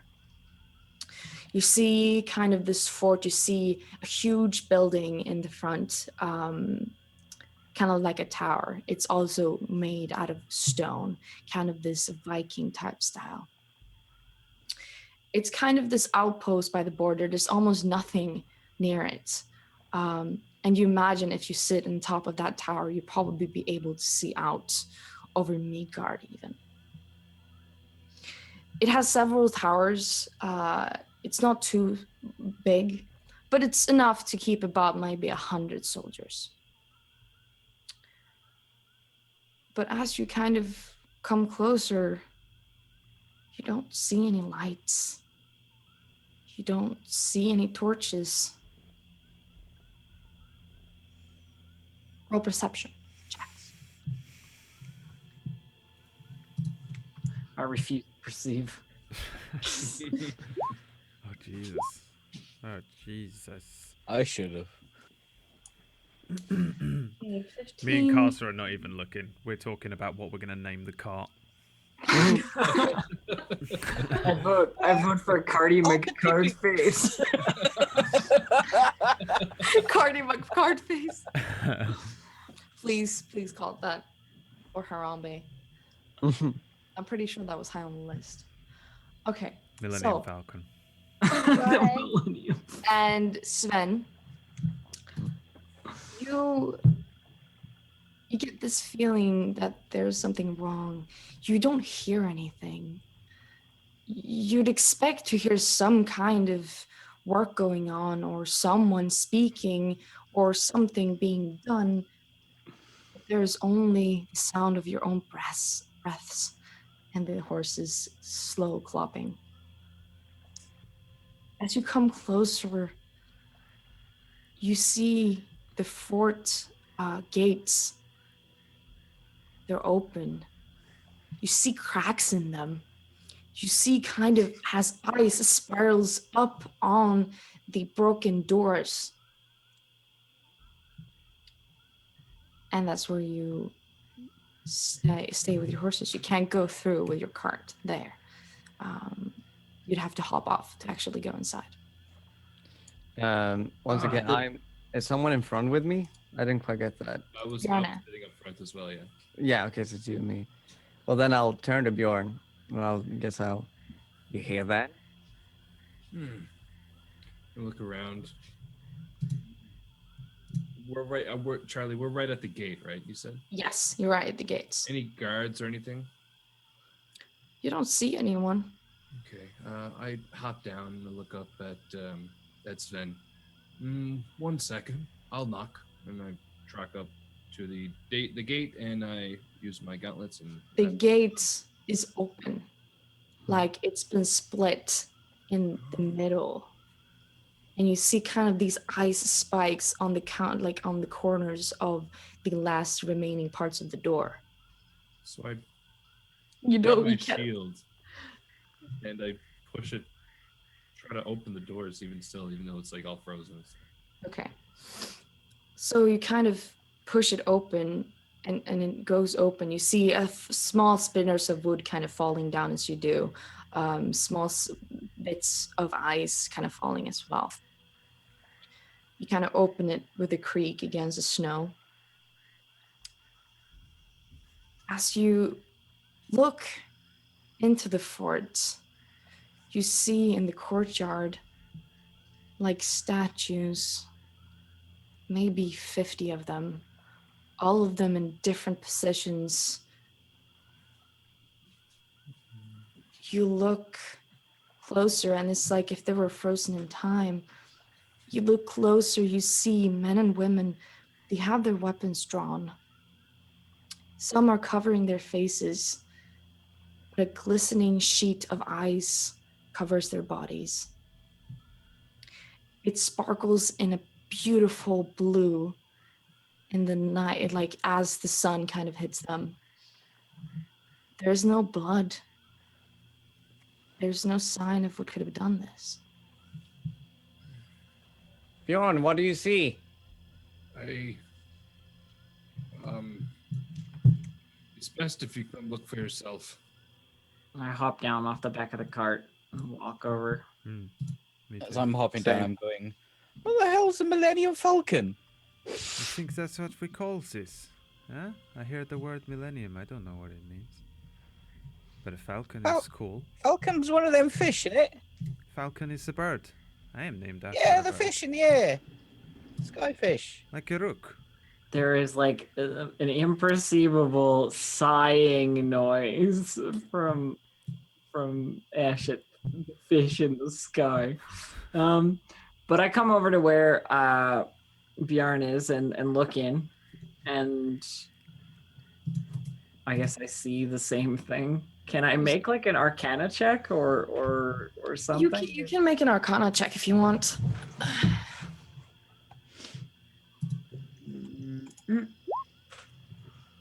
You're muted, Bjorn.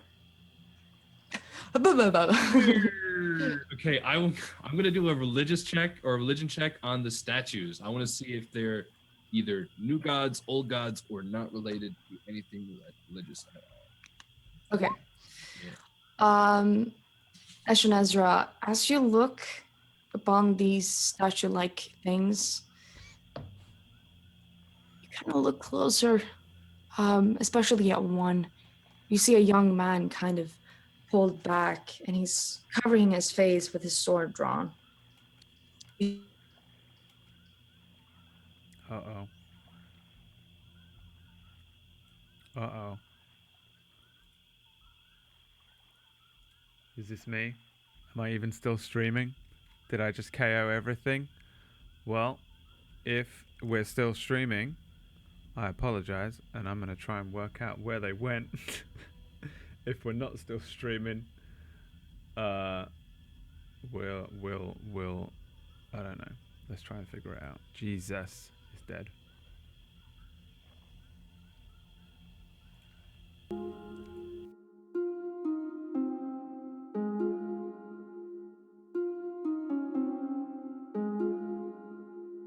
Alright, Zoom died. Give me a minute and I'll try and get the last 20 minutes or so of the show back by finding the other players.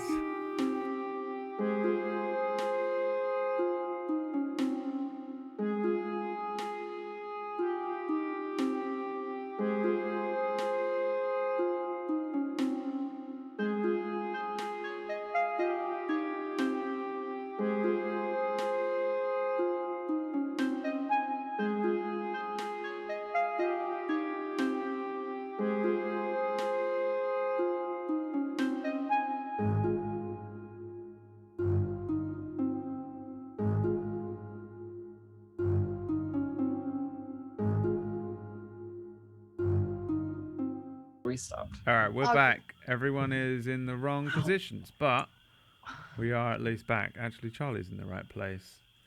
Do you want us to turn off our cams and turn them back on in the right order? I you don't know know. the I right don't know what order it is? was though. I think there's no way for us to work it out, so it's gonna be easier for me to just play. Hey, I'm Ash now. Hoodagaba. Yeah, Charlie, you just carry on. Everyone ignore me playing games with the overlay, and yeah, I think you were doing a religion check. That was an Arcana check. Arcana check? Yeah. Okay, so we were looking at the statues, and you look at this man, this statue, and he's covering his face and he has his sword drawn. You look closer, and you see the intricate shades of pale pink, and his hair is dark brown. You see his one each eyelash. You see the blue of his eyes. You now realize that these aren't statues. These are people. Whatever did this was on a very large scale. These are not statues. The things that are scattered around this courtyard are, in fact, human or human-like, at the very least. Can you melt them? I can set them on fire, but that will not improve their condition. Just slightly. They all dead. Once you are frozen solid, you are most certainly dead. I do not think my fire will be able to save them. Fair. What if it was magic? Could they be alive? It may have been magic. Do I see any movement at all? Roll a perception check. Sure. Ugh. Gross rolls. You don't see any movement. You're too caught up with looking at these people to actually see anything beyond that. You haven't seen anything like this in your entire life. I'm gonna approach, and as I'm approaching, I'm like in Norse. I'm just sort of, Odin, what is this? And just go moving up and just seeing if these statues are dead, if they're all humans, or what. They're just inspecting. As you're inspecting all of these people, you notice that they're all wearing kind of the same outfits that the one soldiers in Ryberry were wearing. All of them, except maybe one or two, are human. Some, you see a dwarf, you see a halfling, but that's about it. You think they're probably all from the same place.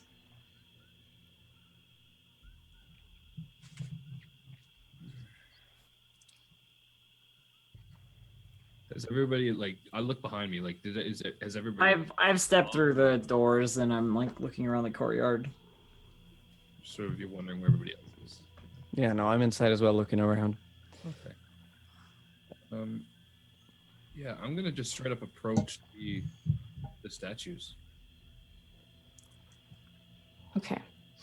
As you approach the statues, you see pretty much the same thing that Ashnasha saw. You see different people of different skin colors, different origin, and they all look real, like real people frozen in ice. And they all look, as you think about it, they all seem to kind of be looking at front of the gate. Is Ash with me? Yes. Yeah, I'm with you. I turn to Ash. What magics can you do this? Well, any kind of elemental magic on a large scale could freeze a group of people, or it could have been done by several separate casters. Some kind of flash storm or something like that. Your studies or books ever said of a ritual or anything? There are many different kinds of elemental magic. But specifically pertaining to what we see here. It's like a petrification spell with ice. Anyway, I kind of like just look up. Is the rest of them? Is it just me and Ash? Or no, you said that Sven was there as well. What about? Yeah, I'm there. I think we're all there. I just have no input Yeah. whatsoever because I have no idea what's going on. Yeah, it makes no sense to me at all. I am going to cast a spell. I'm going to pull out a book as you tell me, as you're asking, like if there's any studies that might help us, like so forth. Pull out a book and flip through it, and I cast Detect Thoughts from this book, and I focus. I'll click it so you know what it does. Okay. It's pretty cool. Damn. Okay. Holy- Thanks. Okay. Does a lot of stuff. So for the duration of the spell, which is concentration,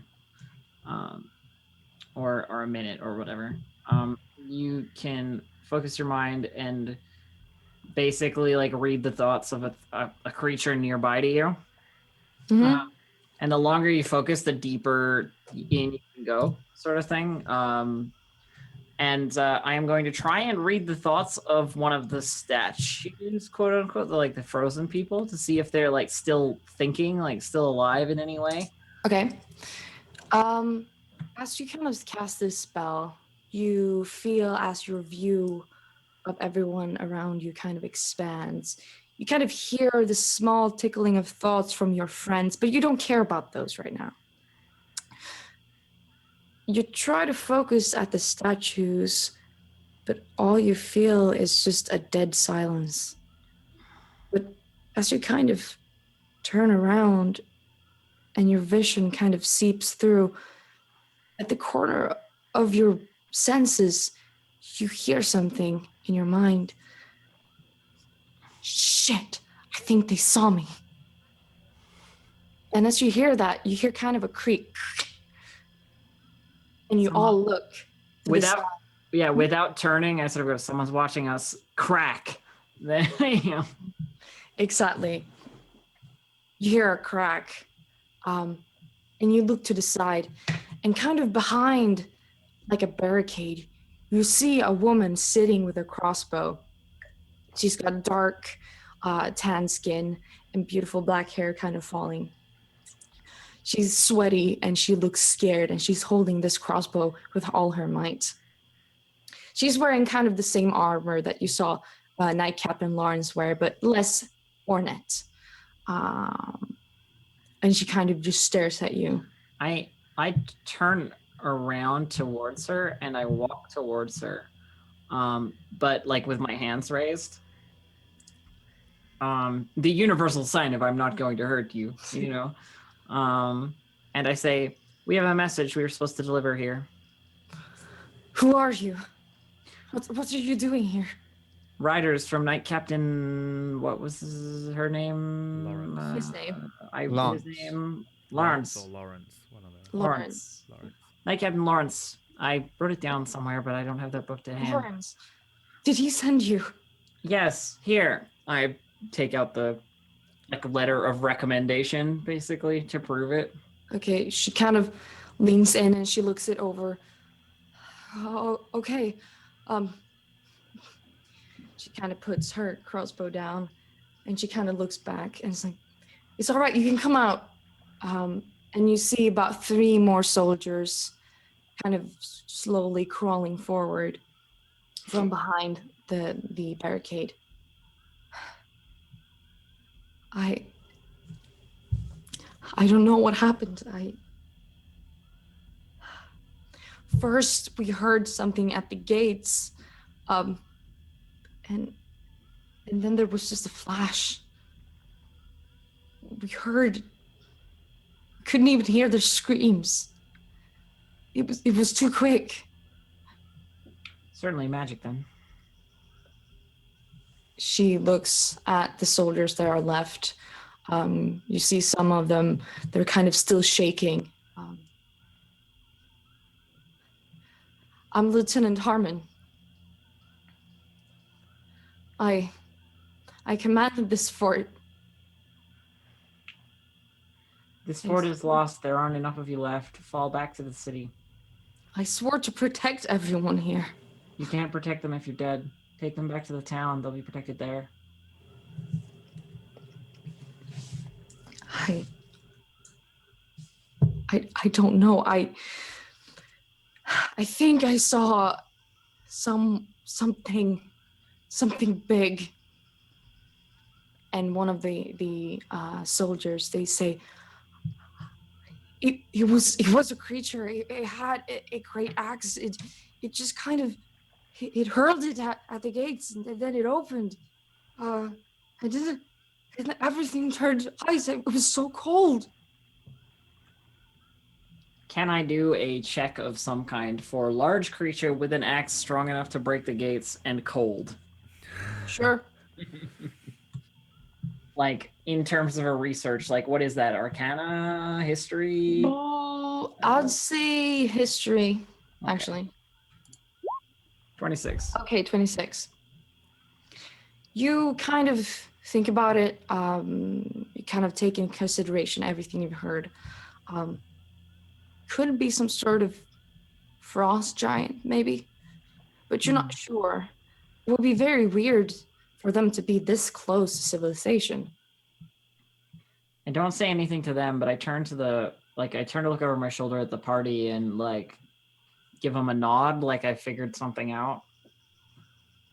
And then look back over at our friend here, Lieutenant Harmon, and say, like I said, there's no door to protect you here. There's no place you can climb up high enough if anything comes looking for you. You should leave. I will. I will leave. I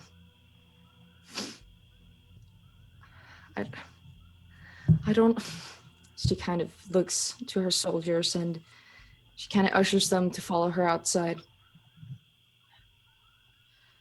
I don't know who you are, but maybe you can find out what happened. I need to get these back.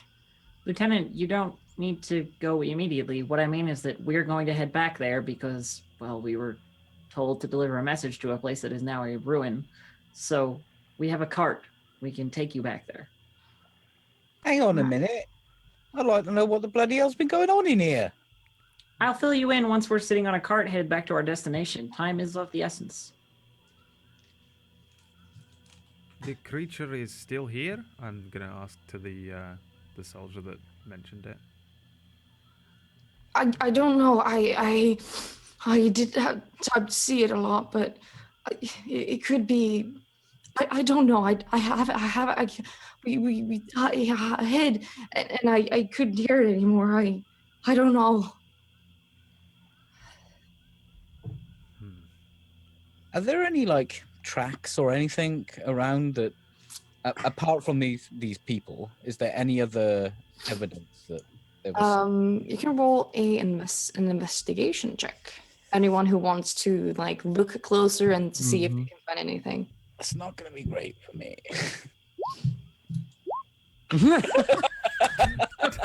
A literal 0. Oh my god. This is even worse than a 1. Oh, -2. Really? I didn't even fail. Critical fail. You, And I got you a just 0. no, you didn't even try. Zero. Okay, so Arthur, you kind of look around. Look at the eyes. Its eyes. It's kind of pretty. You feel yourself kind of slip a bit, and it's very interesting. Very interesting. Pretty.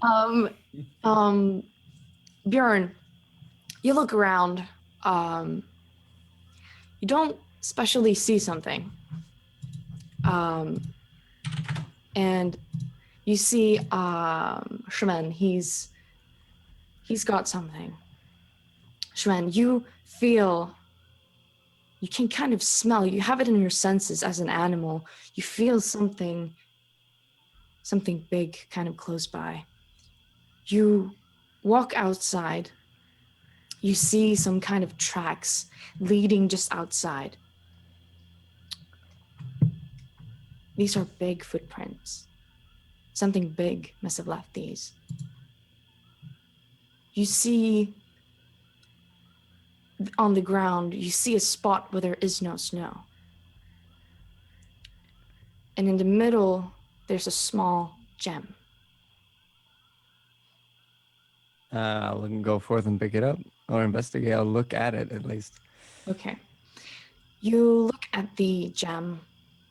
It just looks like any ordinary gem, but it looks kind of cracked and used in some way. I'll pick it up.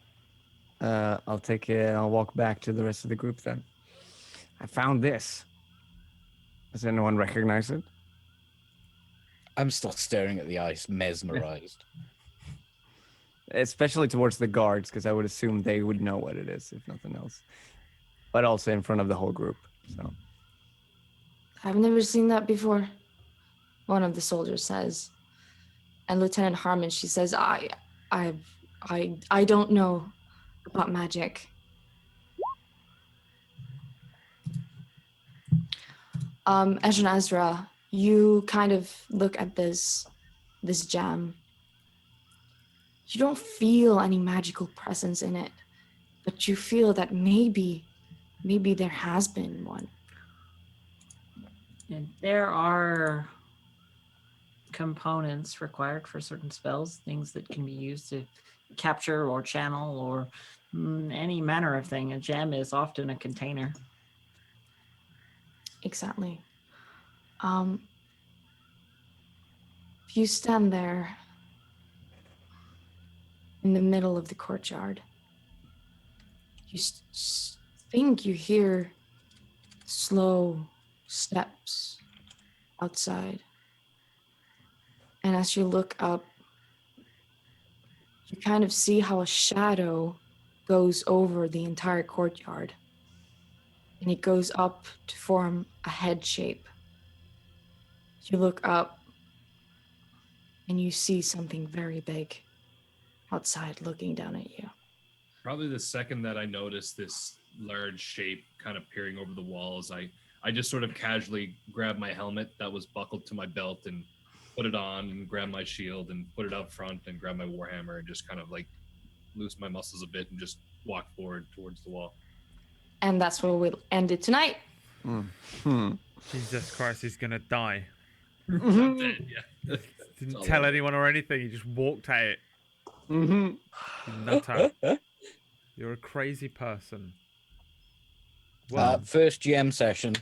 first sesh, yeah. That's like King what, like legit. the first thing you've DM'd other than some one shots? Yeah, I haven't really done anything real. Anything real. Anything real? This is the real deal. Anything real. There's So real. nothing more real D&D is than, the most real. Yes, it's so real. It is real. than just pure pure magical D&D. Well, I think you did a great job, Charlie. I fucking well enjoyed it. I was well in. just sitting. I was having a little listen at the end because I was like, I'm so useless here. I'm just gonna leave it to the people Yeah, I that was know like, what's going I will on. keep acknowledging I'm things. just gonna sit and listen to the story a bit, and then yeah, probably die. Yeah, great game. Thanks for playing, everybody. Let's do a quick round of like who you are and where people can find you, and we'll do what we did earlier on when we go from around this thing. So, Bobby, you get to go first, bud. Sounds good. Guys, I'm Iron Chef Bobby Flail on Twitch. I play a lot of Grand Theft Auto, but I'm a bit of a variety streamer. If you want to watch me, I stream like early in the mornings, North American, about mid-afternoon European times on my channel, Iron Chef Bobby Flail. And yeah, this is a lot of fun. I had like this is the first time I've ever played a cleric or anything like really seriously religious or takes religion seriously. And it was a lot of fun today. And I probably am going to die the beginning of next session, so I'm gonna think of some other characters. Yeah. So anyway, thank you so much, guys, and Charlie, amazing job for the first session, and yeah, can't wait for next week. Next on my list is Distracted Elf. Oh, hi. I'm Distracted Elf. You can find me at twitch.tv/DistractedElf and on Twitter at DistractedElf. I am a full-time Twitch streamer person, and I do lots of other tabletop stuff on various other channels and what have you. You'll see me around, I'm sure, if you follow me on places. Yeah, cool beans. Head on over to Distracted Elf, and if you want to see Pony Punch, then go to Pony Punch's channel. And guess what Pony Punch does? Tell them, Pony Punch. Yeah, you know what it is? It's Fun Punch. I'm Swedish. I do variety games and music streams tomorrow. I do music and a full-time streamer. And I'm Swedish. Did I say that? I said that. Yeah, I that's feel the like that's a selling point. criteria. That's the criteria. It is, yes. Thank you once again for inviting me. This was really, really fun. Great. Peachy. And Peachy Pixel 8, that's the number 8, not the letter 8. Tomorrow we've got board games with our awesome GM. You're playing tomorrow, right, Charlie? Yeah. 5 p.m. GMT, twitch.tv/Peachy Pixel 8. Come on over, have a laugh. It'll be fun, I swear. Cool. And Charlie, I have no idea what to promote you as, because I was like, oh, do we put the Twitter in the links or do we put the Twitch in the links? What do we do? You tell me. You can put whatever, it doesn't matter. Hi, I was a DM, and this was like my first session ever really playing like a real DM. It was a lot of fun. I was really nervous, but then it felt good. And I'm also Swedish, so. Woo! The criteria was met. Okay. I think you did great. I've seriously enjoyed it. I was like mega immersed. This is the most applause for Sweden I've ever heard ever. Yeah. And I normally hate Swedish people. Can't think why. Yeah, thanks for watching, people that watched. It was super fun. So we'll be back next week with episode 2 of Fimbulwinter. It's Tuesdays. It will just be on every week, Tuesdays, until Charlie decides to kill us all. Thanks again, everyone, for playing. I think everyone did amazingly. Another round of applause in chat for Charlie because it was great. Loved it. I'm actually running a one-shot here this week. I don't often run one-shots. I randomly do them, but I'm actually running one on Saturday. So on Saturday at, I don't know what time it is actually. I think it's at 8 p.m. UK time. I'm going to run a one-shot. Other than that, I'm in my usual places. John Sandman's channel for Fractured Worlds and Brotato's channel for Storm King's Thunder. And I'm going to GM those things. Do we have a Star Wars thing this week, Peachy/Charlie? Yes. Yes. Does that Friday. start this week? It's Friday. Oh, we might as well shout that out then. Me, Peachy, and Charlie will be returning to your screens if you watch it on Friday on Henley's channel, which is /Henley. And I tell you what we'll do. Let's just raid him, because I think he's streaming. Then follow him. Then go there Friday, because we're playing a bunch of Star Wars things. It's not been set up yet. I don't know. I know I'm a Rhodian. Is it a Class A drugs breed? It's going to be a Class A drugs. Everybody just type into Henley's chat, take Class A drugs. don't take no for an answer. Thanks for playing again, players. Thanks for watching, and we'll see you all next week. Bye. Bye. Bye.